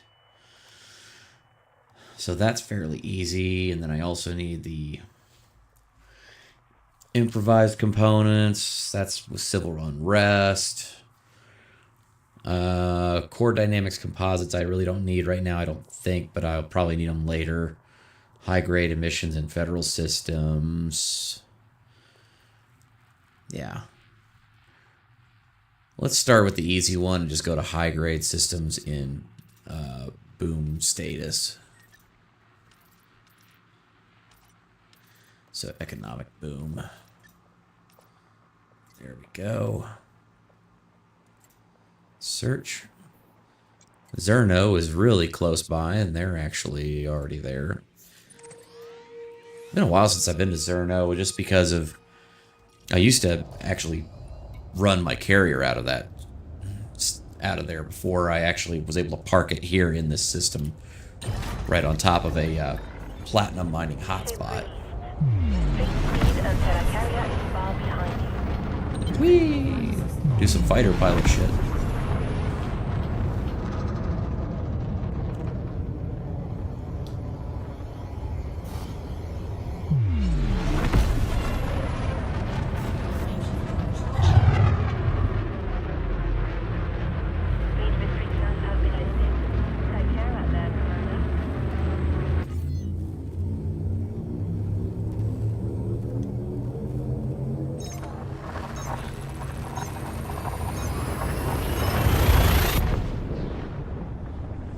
And for those of you out there watching, please definitely don't forget, hit the like button. It really does help. And if you're not already subscribed, what are you doing with your life? But, yeah, just want to go ahead and get that out there just in case. Fantastic. Helps the channel grow, helps me reach more folks. And as always, feel free to drop on by anytime. No real no definitive anything yet, but I think I might be doing another stream tomorrow night of this. I don't know for certain, but we'll kind of see. Might do a Christmas Eve, like just flying around the galaxy. Do a little bit more work on this maybe. Right before our big inaugural trip out into the black. I gotta see what cool new events are gonna be going on right now. Like, now that the Thargoid War is over. That's gonna be cool to see. We'll kind of have to see how that plays out.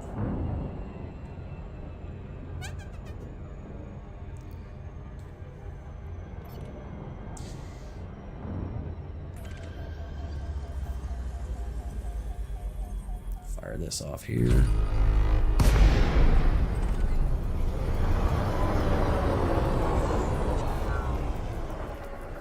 Lock onto the navigation beacon. Scan complete. System data downloaded.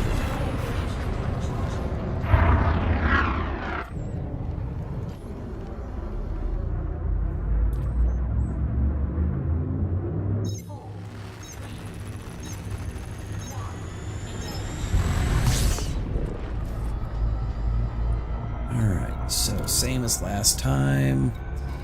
Points of interest, which will give us our nav point, and then it's encoded, or sorry, signal sources. Holy crap, we got a high grade right off the bat. Hell yeah. And 7 minutes left on that. 4,000. Let's hit the SCO and get there quick.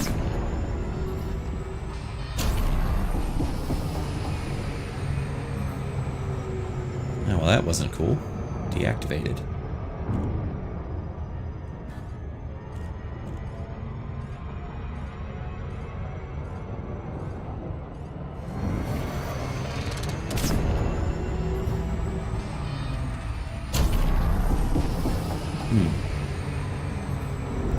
Not sure why that deactivated that time.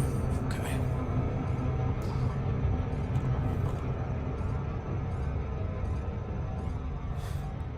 The ship has been really good about that. About, like, running an SCO.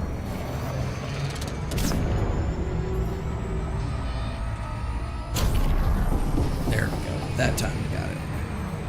Oh no, we're gonna loop of doom. Ah. Too fast. Alright.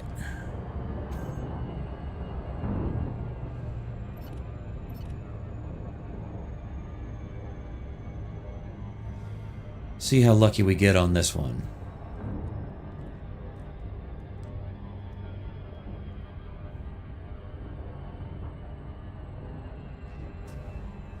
I was going to say, if we get as lucky as we did last time, then we're going to be in good shape.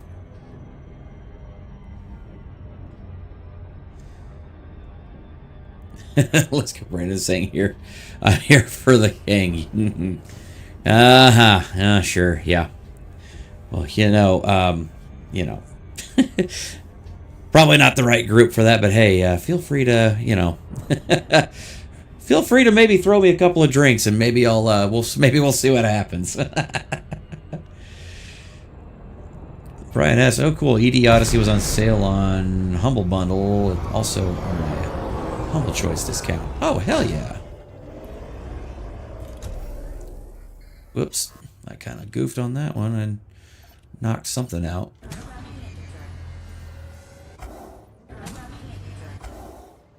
Well, the question is, what do we have? Oh, wow. We have Proto-Radiolic and Proto-Light all in one? Hell yeah. We hit the veritable jackpot again, y'all. Oh, I hit a piece of debris or something.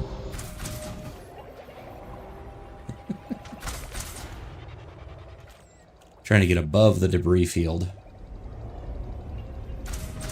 Position myself in the center so that way the limpets don't have as far to travel.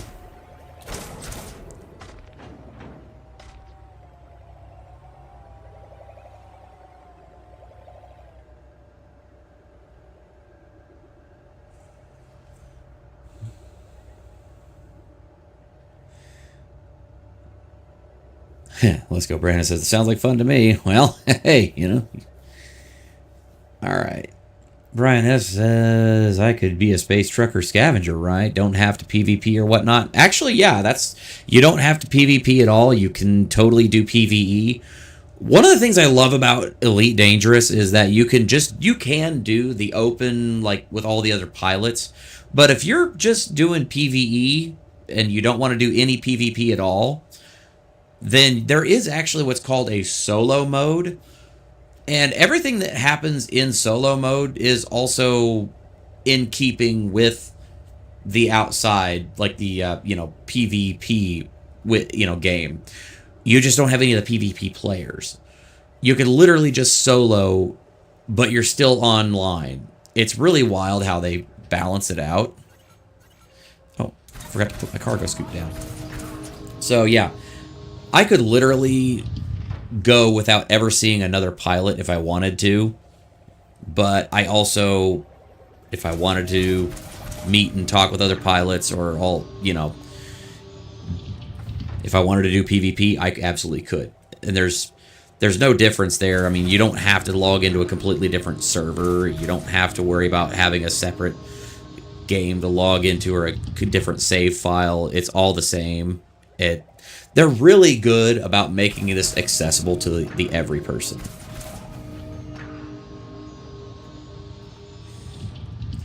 Let's go. Brandon says, everyone starts at $50. You want a few drinks? I'm good. You know what? Yeah, I'll take a couple drinks. I got some rum. I got some vodka. So, I mean, you want to throw a couple shots my way, buddy. I will not say no. Oh, I might have to find my shot glass. Yep, there it is. Got my Jingle Juice shot glass at hand, if such an opportunity were to present itself.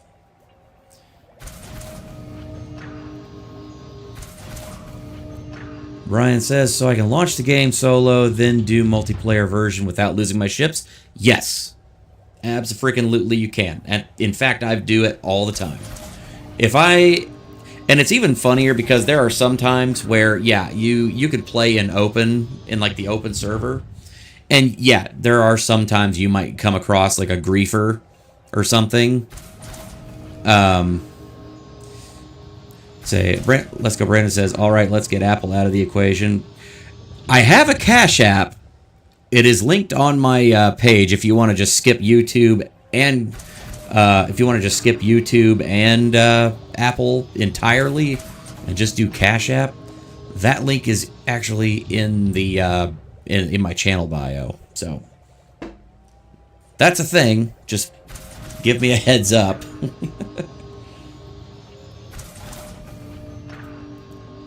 But anyway, yeah, so yeah, there are some times where you might encounter like griefers or some kind of like, just spawn campers. They're very few. Most of the game polices itself.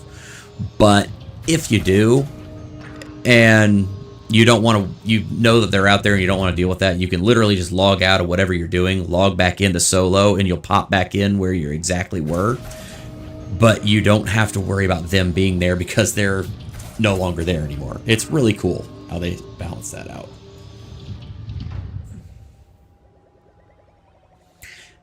Evgeny Gur says, Brian S., there's also group mode. Yes. Many modes are PvE oriented. You can search Discord for many such groups. Yes, that is something to bring up. Thank you actually for bringing that to our attention, because I forgot about that. And yes, that is a thing. So if you want to actually do PvE, but you want to do multiplayer, yeah, we can do that. Brian S., yo, I could get Kaiser to carry my noob ass. Abso-fucking-lutely, we can do that. You want to join in? You want to go, doing all this kind of stuff with me? Yeah, Space Elon Musk, with all of my shit, then I know where everything is and how to fucking do everything? Hell yeah, dude. You will go from 0 to fucking millions in no time at all. I'll tell you right now.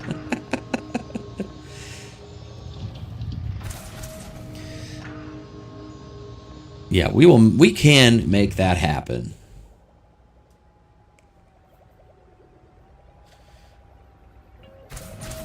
Okay.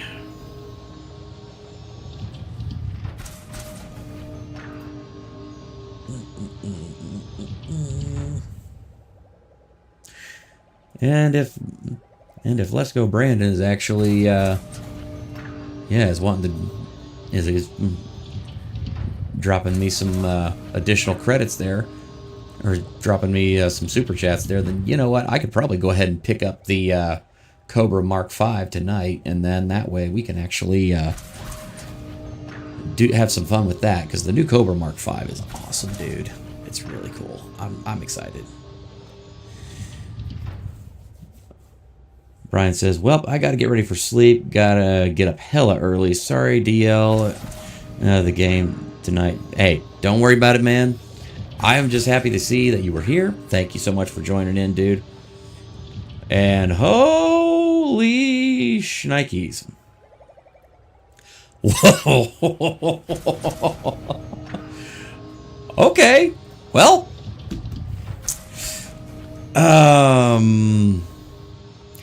Let's Go Brandon just dropped a $200 super chat.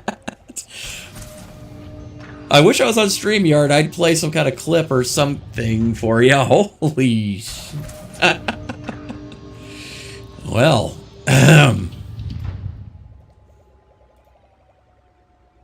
well, I guess this is happening now. Oh my gosh, that is so cool. Thank you so much, man. I appreciate that. All right, here's the glass. So, all right, let me go get my rum. I mean, I don't have any good stuff right now. I mean, I just got like the Kirkland spiced rum, but hey, it'll get us there. Ugh, okay. Merry Christmas indeed. Thank you. Let's Go Brandon. Thank you very much. Oh, if I can get this damn bottle open. Oh, God. Whew. I don't know why that one was so hard to get there. Okay. First shot down the hatch. Cheers, y'all. Woo! Yeah, actually, I mean, for just kind of like, cheap spiced rum, It's actually not bad.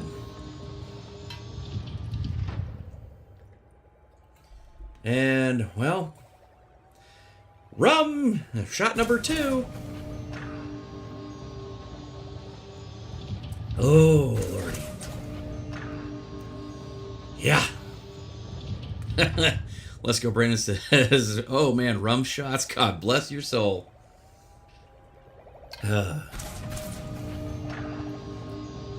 See y'all in the emergency room, shot number 3. Oh, this is not gonna go well.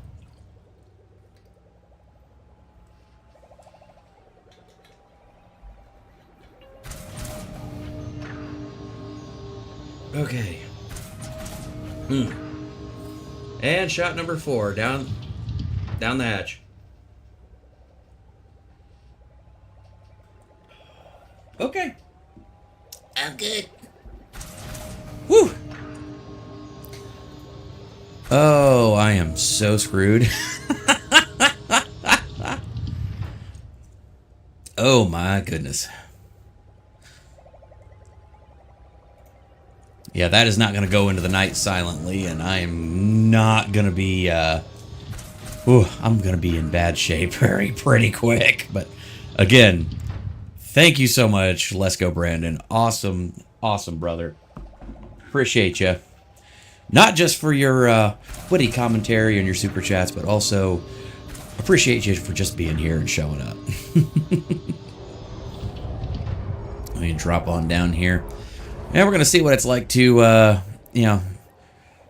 drink and drive a starship. Somehow I think there should or probably is a law against that somewhere. I don't know. So I just filled up on the proto, I think it was the light alloys.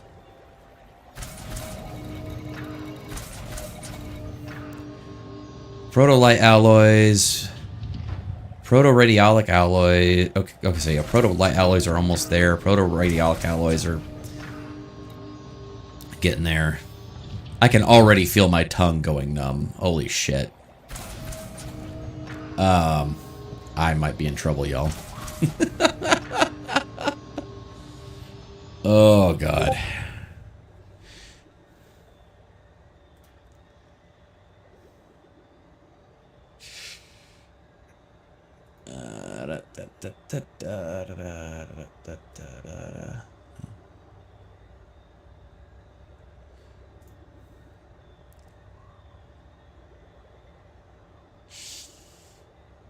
All right.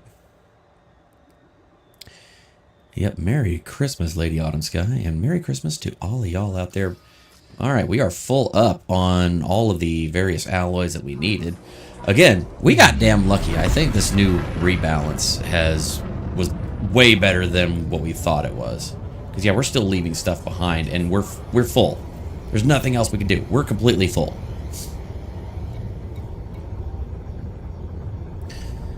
Okay. So, and correct me if I'm wrong, but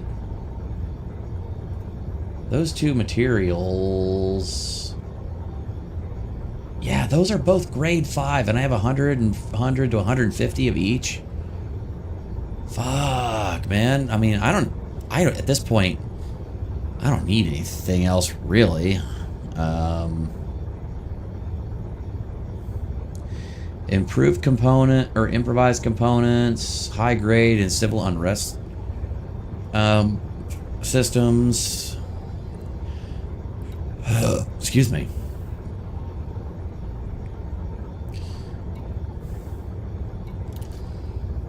Now let's see what we got.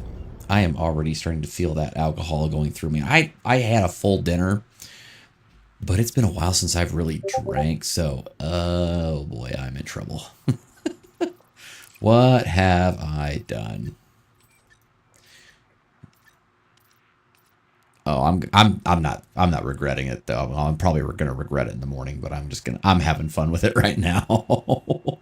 I'm having fun. It's been a while since I've actually drank too. I have not, yeah, just with everything going on and being so stressed out in life, I just not been drinking, and yeah, I'm feeling pretty good right now. All right, civil unrest. Let's zoom in here.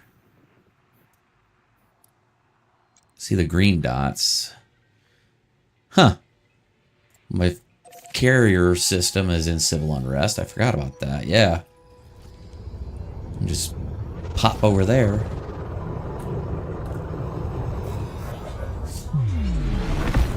Just pop over there and go get those. All right. So, you know, it's coming to my attention. I'm rethinking about it now, and I'm like, I gotta read I have to read a Christmas story of some kind. Because last year I did, you know, the classic, what's it called? 'Twas the Night Before Christmas story on Christmas Eve. I did that. And I did it with the voice of Randy Savage, and I kind of started to set it up that maybe I would be doing a video like with a different story, but this year do the voice of Arnold Schwarzenegger, you know. But I haven't decided on a story yet. And I gotta find one. I think I can find one somewhere in my vast repertoire, because my kid loves Christmas stories, and I'm pretty sure I can find one easily. You know, Polar Express is probably in there. I could probably do Polar Express or something like that. Polar Express and the sound of big Austrians, man. You know, now that I think about it, trains and Austrians, that kind of goes in a direction I don't think is probably appropriate. Maybe I have to find a different story, but yeah, that would not go over well. I don't know. Yeah, the story Polar Express rather than voice of Arnold Schwarzenegger might be fun, you know. Get to the train, yeah. Oh dear God, what did you do to me? Let's go, Brandon. I'm in trouble. Again, I say that, but I say that, you know, like completely knowing what I was getting myself into, and I'm fine with it. I think it's funny as hell. Having some cookie though.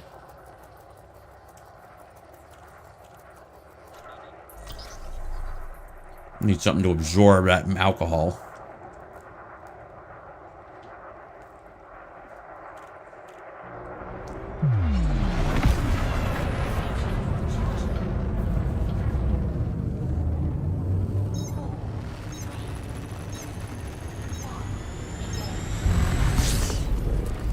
I'm gonna have to go get some water here soon. Alright, we're gonna get lucky and find a high grade. Nope. Okay, that's fine. Apparently chased everyone off. I don't think so. I think it's just, you know, it's getting late, but, you know, hey, nobody else is really streaming right now, I don't think.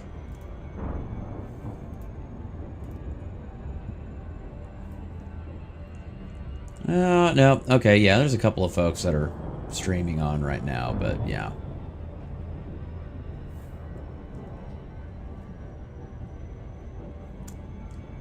I'm just kind of doing my thing.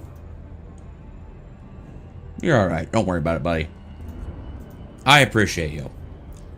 I appreciate you. There you go, Lady Autumn Sky. I'm wrapping gifts. Wishing you the best, Brandon. Let's go. There you go.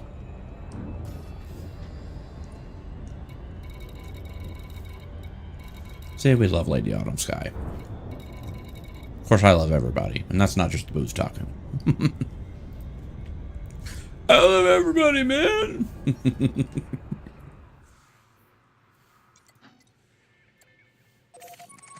Population 17, civil unrest. How do you even really... Now, how do you even really account for that?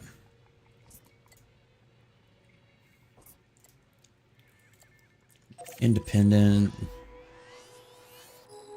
Nettie. Well, we can try that one. I really did wrap gifts too, but you know. Actually, the wife's gift just came in, or well, one of her gifts. I've got one. I got one gift a while back, and we had kind of had a little kerfuffle about such gifts before. So I don't think she's watching, but you know, just in case, I'm not going to say exactly which one or what I got her. But so there was a Christmas, birthday, or something that happened a while back, and I bought her a couple of like these particular types of gifts. And she said, "Hey, I appreciate that and everything, but you know, I really would rather get like something, you know, fun or nice for my for it, you know, for Christmas or birthday or whatever it was I got it for." So she was not happy with that as a gift whenever I got it for the first time. Well, then she recently asked me, "Hey, I need another one of these for, you know, the diaper bag, or I need something like, you know, to carry around." And she's like, "Well, you could get me one for Christmas." She said, "You can get me one for Christmas." And I'm like, "You know, the last time I did that, you didn't like it so much." She's like, "Well, I'm telling you can get it for me for Christmas." I'm like, "Okay." So I got one, but now I'm sitting here with it, and I'm like, I'm not falling for the banana in the tailpipe, especially not a second time. So I got an additional gift off of her. I got an additional gift off of her Christmas list that wasn't originally on there, so. Or actually, it was on her Christmas list. It was just I hadn't picked it up yet.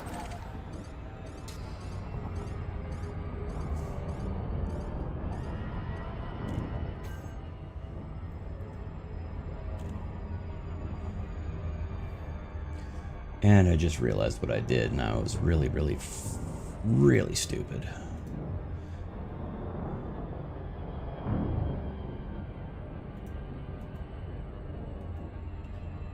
One of these for, you know, the diaper bag, or I need something for that. Actually, I got one gift a while.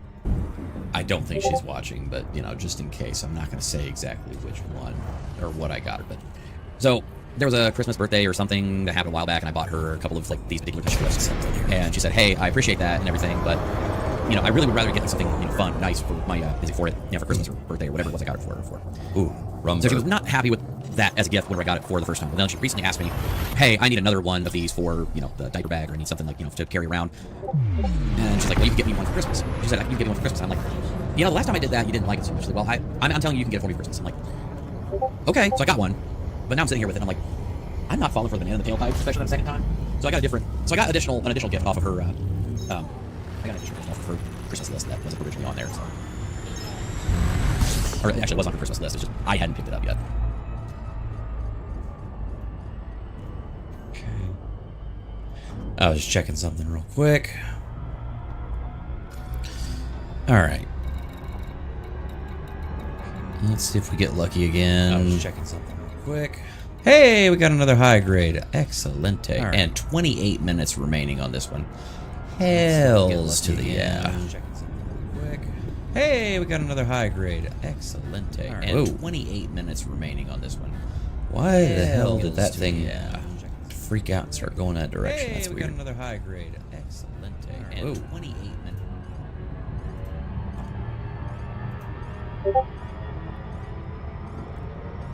Let's go. Brandon says, "I made a bold move. Wife started working out, so I got her something for that, and she's in shape, but still ready to dodge a punch." Ooh.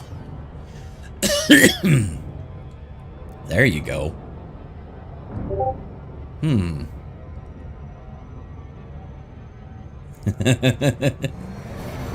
You know, sometimes it's worth living dangerously, I guess.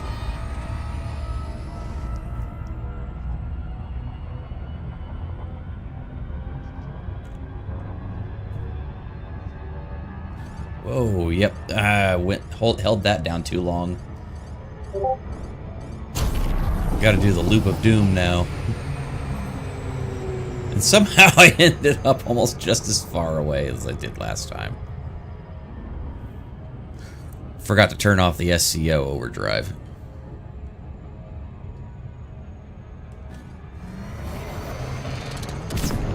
This time I'm only gonna use it for a couple seconds.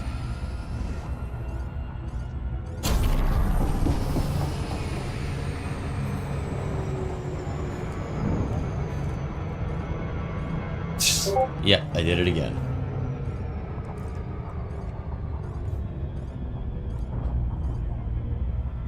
Okay, close enough. Yeah, gotta duck that first one. Or you don't duck it and you do the old little, you know, grab and, you know, twist that in and bring her in close and give her a little bit of muy caliente. Oh, yay. I'm terrible. Yeah. Oh, that was good, though. Well, let's see. I guess as long as I'm thinking about it, and because of that last super chat, I guess I can go ahead and probably throw down the arcs to go ahead and get that.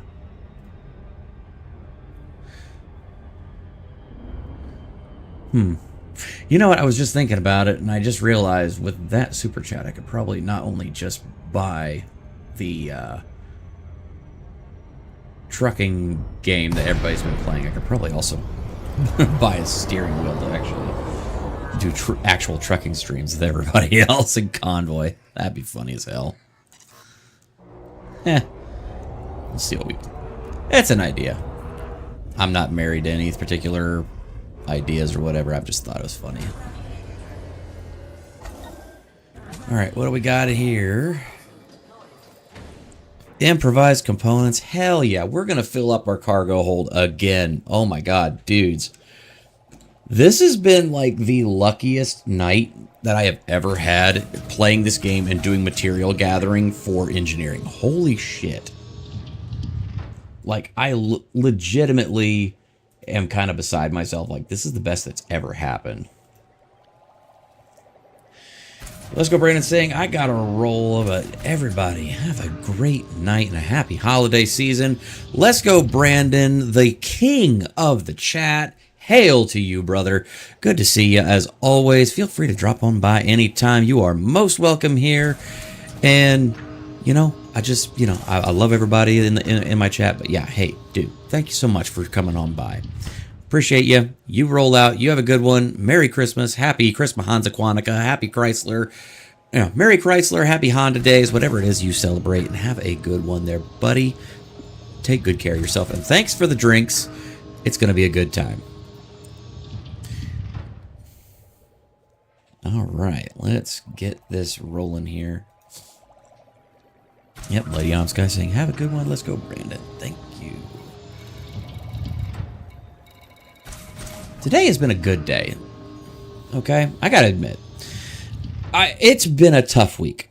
I'm gonna level with you guys. Maybe this is some of the rum talking, but yeah. Kaiser's had a couple drinks in him. He's starting to get a little tingly in the fingers, and I gotta be completely honest with you. It's been a tough week. I'm losing Jeff and the fallout from all of that, just everything going on, and with being so close to Christmas and whatnot, it's been hard on a lot of people, myself included. But in the interest of complete honesty, and I think I'm probably being way too honest because I've got a couple of drinks in me, but I'm extremely grateful to all of y'all out there. You viewers, the chat, everybody, the Vice Mod Squad, every single one of y'all that I know, even if you're not in front of a camera, you guys are important out there. You guys make this whole thing work, okay? You guys are amazing. You show up, you hang out, you watch the streams, you just chill with us creators, even when we're just kind of having a chill, relaxed time. We're not really doing anything crazy. I gotta tell you, I mean, it's really humbling to be in this position and to do what we do and have people still want to show up and watch us, even when we're not on our best, even when we're not like super polished. And from the bottom of my heart, I have to say thank you. Thank you so much to everybody, every single one of you. I'm still going. I'm not closing out the stream, but I'm kind of in that moment right now. I'm just thinking about everything going on, what's been happening this week, and what the deal is. And I just have to express my absolute appreciation for every single one of you out there. It's really been, it's been a wild couple of years, but it's been also especially a wild time. I mean, and this past week has been crazy in its own right, in its own way, and as hard as it's been, I am incredibly blessed to be surrounded by so many friends, so many people that I've met through this space, through Jeff and through other creators, and not only just to meet other creators, but also become friends with other creators, become friends with the mods over there at Vice's chat, and like a lot of the people who are mod for a lot of channels around this area. And that support group for me this week has been absolutely indispensable. I cannot explain or express to you properly how important you guys have all been to me and how important you are to me now. And I just want to say thank you to all of you. I really am super grateful, and especially now going into Christmas, I really wish all of you the best. I wish all of you nothing but happiness. I wish all of you the absolute best, and hopefully things get better. I know that as hard as this week has been, it's been better for me. With everything going on, I've kind of stepped outside of my comfort zone, decided to try and focus on improving myself, getting better, because I've not been a particularly great person to hang around recently a lot. Some of that just comes with the territory of everything being what it is right now. But yeah, I'll be completely honest with you guys. I've had a rough time. Just, you know, on and off screen, with some other stuff going on. And it can be disheartening. It really can be. But you guys out there have been there through thick and thin, always out there supporting you, the creators that you love and that matter to you. And I can't express how much that is an absolute godsend. It really, really is. So, yeah, all of you out there, I cannot express to you again how important you are. I appreciate every single one of you out there watching this. I appreciate and cannot express how much I just love the fact that you all are here, and it makes me very happy that you're all here. So, I know. Enough of my sappy bullshit, but look, I'm just being completely honest here. You guys are what makes this channel and make everything that all of us creators do work, and I appreciate you. I know I've said that a couple of times, and maybe it's the whiskey talking, but I mean, if anything, all the whiskey does is just make it flow to the surface a little bit better. So, yeah. And I see Volstorm is in the house saying more Malort. Well, you know what? I've got a $50 shot thing going on right now. So, you know what? Feel free to donate, and I will go ahead and drop a Malort shot, you know, for you. I've got the bottle around here some. Yeah, there's the bottle. I see it up there on the shelf. So, yeah, you want to drop me $50? I'll do a shot of Malort. I'm not. I mean, I'm going cheaper than usual tonight, but I haven't been streaming much lately, and I'm not gonna go crazy. But I've also had 4 shots courtesy of Let's Go Brandon or Brandon Let's Go from of rum. So yeah, I'll take on an extra shot of Malort for $50. Hell yeah, I will. Anyway. Yeah, Volstorm, Merry Christmas, bud. Thank you so much, buddy. Merry Christmas to you too, and Diva, the family, and yeah. I probably won't get an opportunity to say this like face to face to the expert and White Rabbit, but I really appreciate them a lot, and the chances that they've given me to hang out with y'all this year, it's been fantastic, and Dollywood was amazing. I really, really sincerely hope I can get to do it again next year. It was so much fun, and getting to hang out with you and Diva and everybody just was those are legitimately memories that I'm going to cherish for the rest of my life. And it was in 4 days I got more recharge than I have like on week-long vacations, like, and stuff like that. You know, it's wild how that works.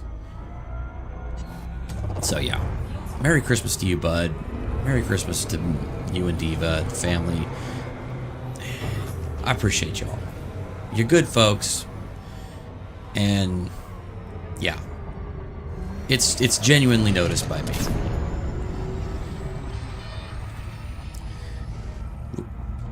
Pull back on the stick. Ah, crap. Loop of Doom again.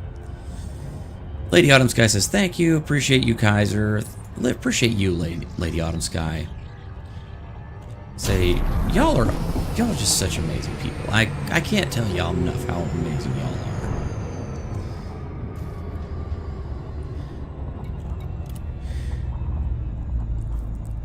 Yep, AP, Merry Christmas to you, Pud. Thank you so much. Oh, goodness. Somehow I managed to actually get further. I went further the other direction by accidentally overshooting on the SCO. Go figure.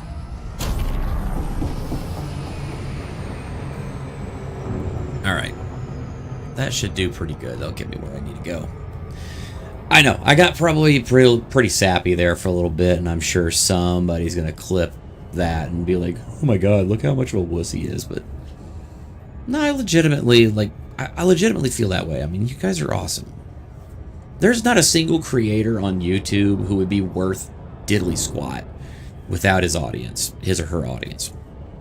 You guys are what really make the channels work, make everything and everybody work. You guys are what makes all of this happen. Geez,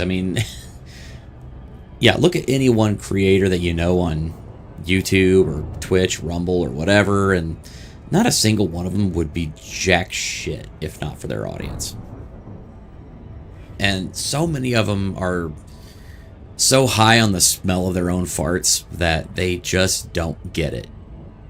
I like to think that I get it. I like to think that I get it, and because every day I count my lucky stars that you guys are showing up here and that I've got over 1,300 subscribers on YouTube. It's unfreaking believably amazing. And I know that like 1,300 is nothing compared to the tens of thousands that most of the other streamers that we know have. And trust me, there is that part of me that wishes to God like that I could have those kinds of numbers, but at the same time, what are those numbers if you don't have friends to share them with? And that to me is more important. Yeah, I know. I'm getting all sappy again. Sorry. Yeah. Holy God, I'm going 2 hours and 24 minutes. I'm just shy of almost 2.5 hours. Well, we're getting pretty close to the end here. I'm gonna actually probably. Yeah, it's 11:30. Yeah, probably gonna go ahead and finish what I'm doing here, and then probably, depending on how much I get of this done, Confirmed. Assisted approach is go. I might go ahead and just log off for the night. AP, you're allowed to be sappy. Well, I appreciate that, AP. Thank you.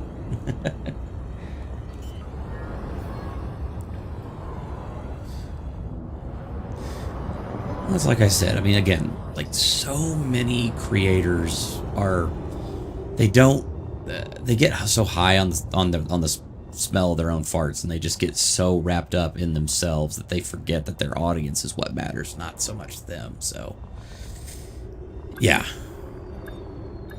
I want to make sure that I acknowledge everybody that, you know, comes out here, hangs out with me, and I mean, especially the people that actually donate, you know, their time and their, you know, money for super chats or for, you know, memberships. I mean, I don't ask for any of those things really that much, but look, I'm not gonna, yeah, I'll admit that I grift on occasion, but I mean, none of it's ever really required. And so, I mean, as Jeff always used to say, nothing's required, everything's appreciated, and I live by that moniker too. Everything is appreciated, nothing is required. I'm just glad y'all are here, to be honest with you. Yeah, emotionless people are meh. Yeah, I completely agree with that there. Wow. What a night. Got more done in this 2 hours than I have 2 days of trying to get this engineering shit done. So maybe that's a sign of the crazy stuff that's been going on. Who knows? But yeah, I'm happy with it.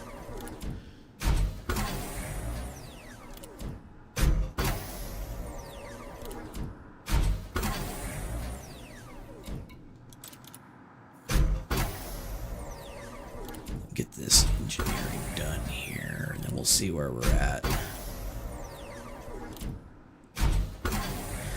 Probably need to go trade for some more conductive ceramics, but I mean, I just picked up full cargo holds of 3 different grade 5 materials. I can pretty well trade for whatever the hell I need at this point.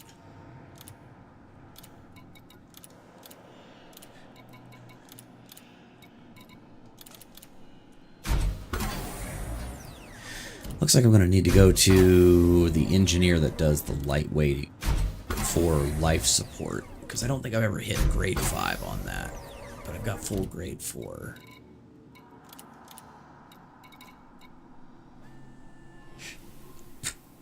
Core Dynamics Composites, I can trade for those.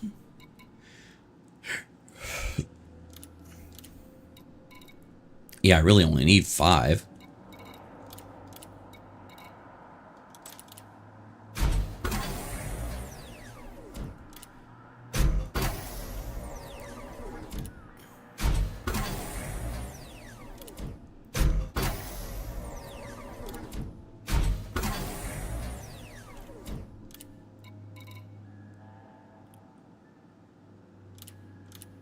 Shield generators, engines. That's all full. Surface scanners. Yeah. Surface scanners are going to be important because we're going to be doing some exploration. We're going to be need to be able to do surface scans of planets. That way we can do some looking at what's available.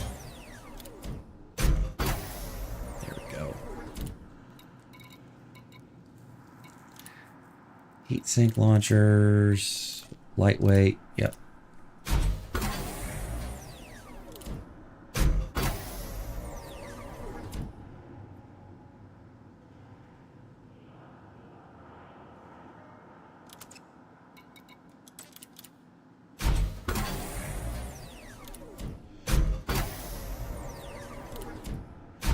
Might have to go get some more conductive ceramics. Nope, maybe not. Had enough to get through there. Again, I've got like a whole shitload of grade 5 materials now. I can trade for whatever I need at this point. I cannot tell you guys how awesome it is since they've done the rebalance on this, how much easier engineering is. Oh my god. Engineering used to be a nightmare for this game. I mean, you would get like, yep, I ran out of conductive ceramics. Okay, that's fine. I can trade for those. That's easy. Power distributor. Okay, well that's it. I really just need to go to a material trader now.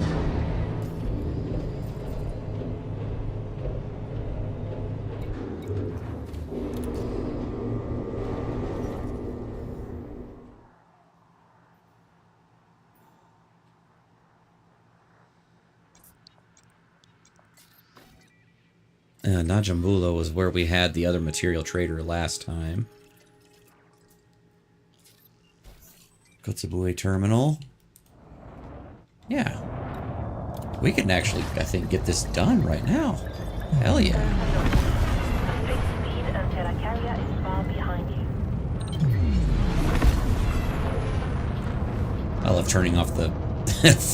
I love turn off the flight assist and just do some like acrobatic stuff. It's always fun.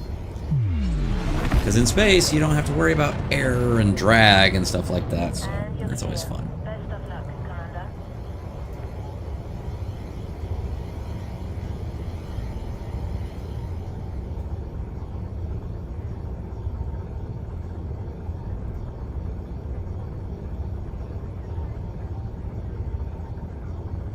Checking something real quick. Frameshifter charging.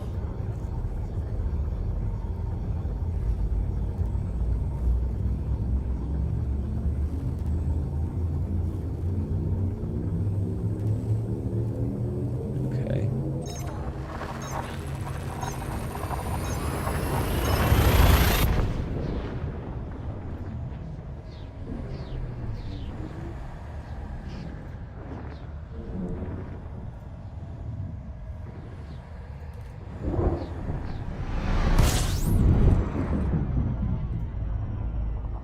Okay, there we go.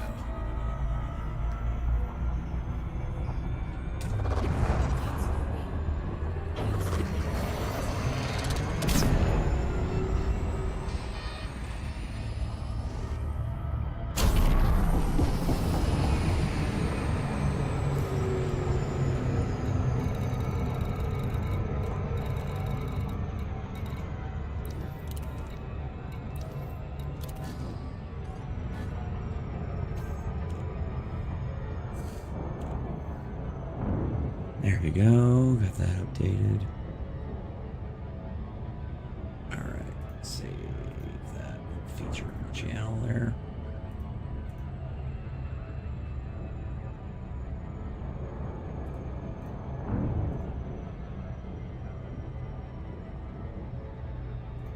There.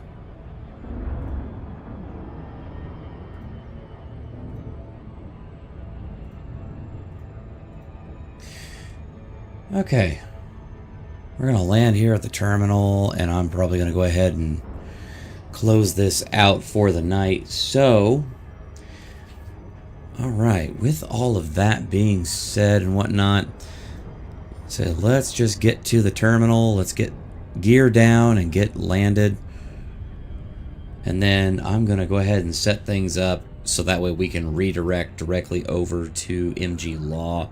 MG is live. He's doing a trucking stream. So, yeah. Once I get landed here, we're going to redirect over to there. Shouldn't be more than another minute or two. And we'll just do our outro. Just have a little fun. So, come on. Let's get there.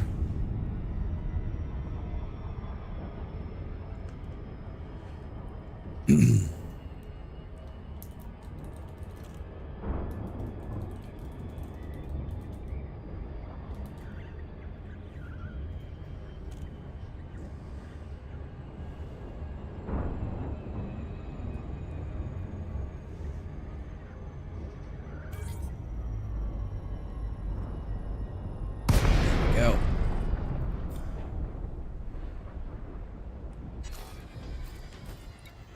Go ahead and request docking clearance.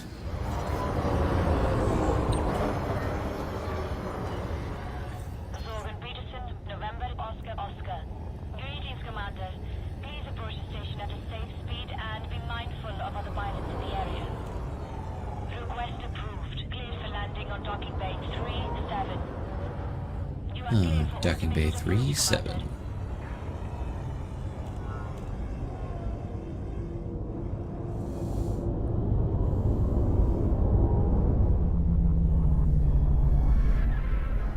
There we are, 37 right there on the right.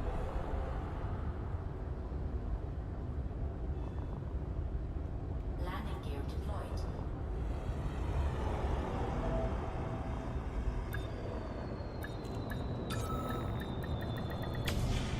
And we are geared down.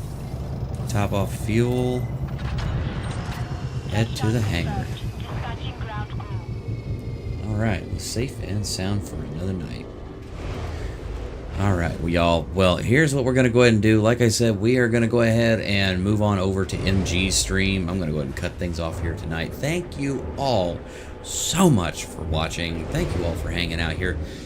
And thank you all to the new members and to Let's Go Brandon. Appreciate all of y'all for the donations and the super chats. It is always appreciated, never required, and I am so happy to be the guy here hanging on, streaming with all y'all. So as again, let's go ahead and roll out that final, intro song. Let's just have a good time. Merry Christmas, one and all. Happy holidays. Happy Christmas, Hansa Quantica. Merry Chrysler, and happy Honda days to all of y'all out there. Thank you all so much for watching, and I appreciate every single one of you. Keep an eye out. I might be able to go ahead and do a stream tomorrow night, Christmas Eve. Who knows? We'll see how things go. But until then, thank you so much for watching. Hit the like button. If you're new here, hit the subscribe, and I will see you in the next episode. Peace.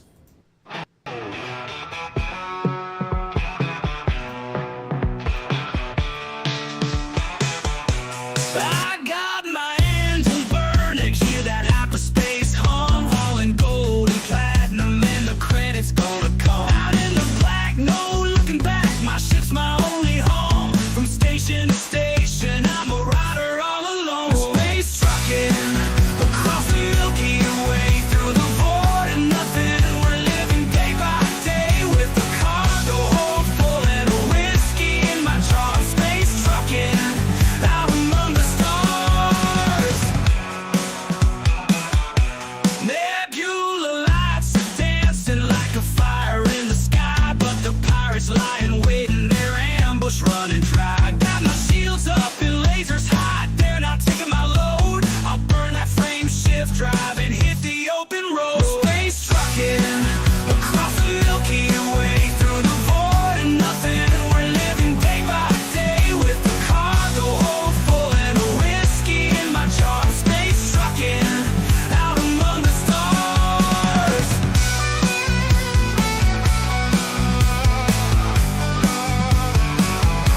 Nebula lights are dancing like a fire in the sky, but the pirates lying waiting, their ambush running dry. Got my shields up and lasers hot, they're not taking my load. I'll burn that frame shift drive and hit the open road. Space trucking across the Milky Way, through the void and nothing. We're living day by day with the cargo hold full and a whiskey in my jar. Space trucking out among the stars.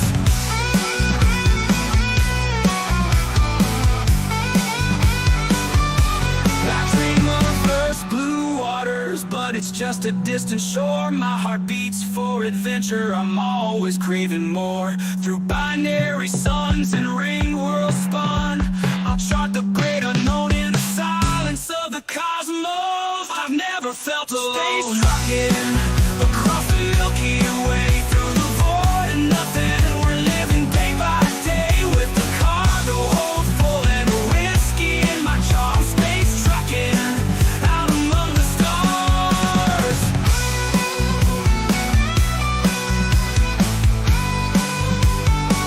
So here's to the pilots flying, to the haulers bold and true. We're bound by starlit highways and the things we gotta do. Keep your thrusters steady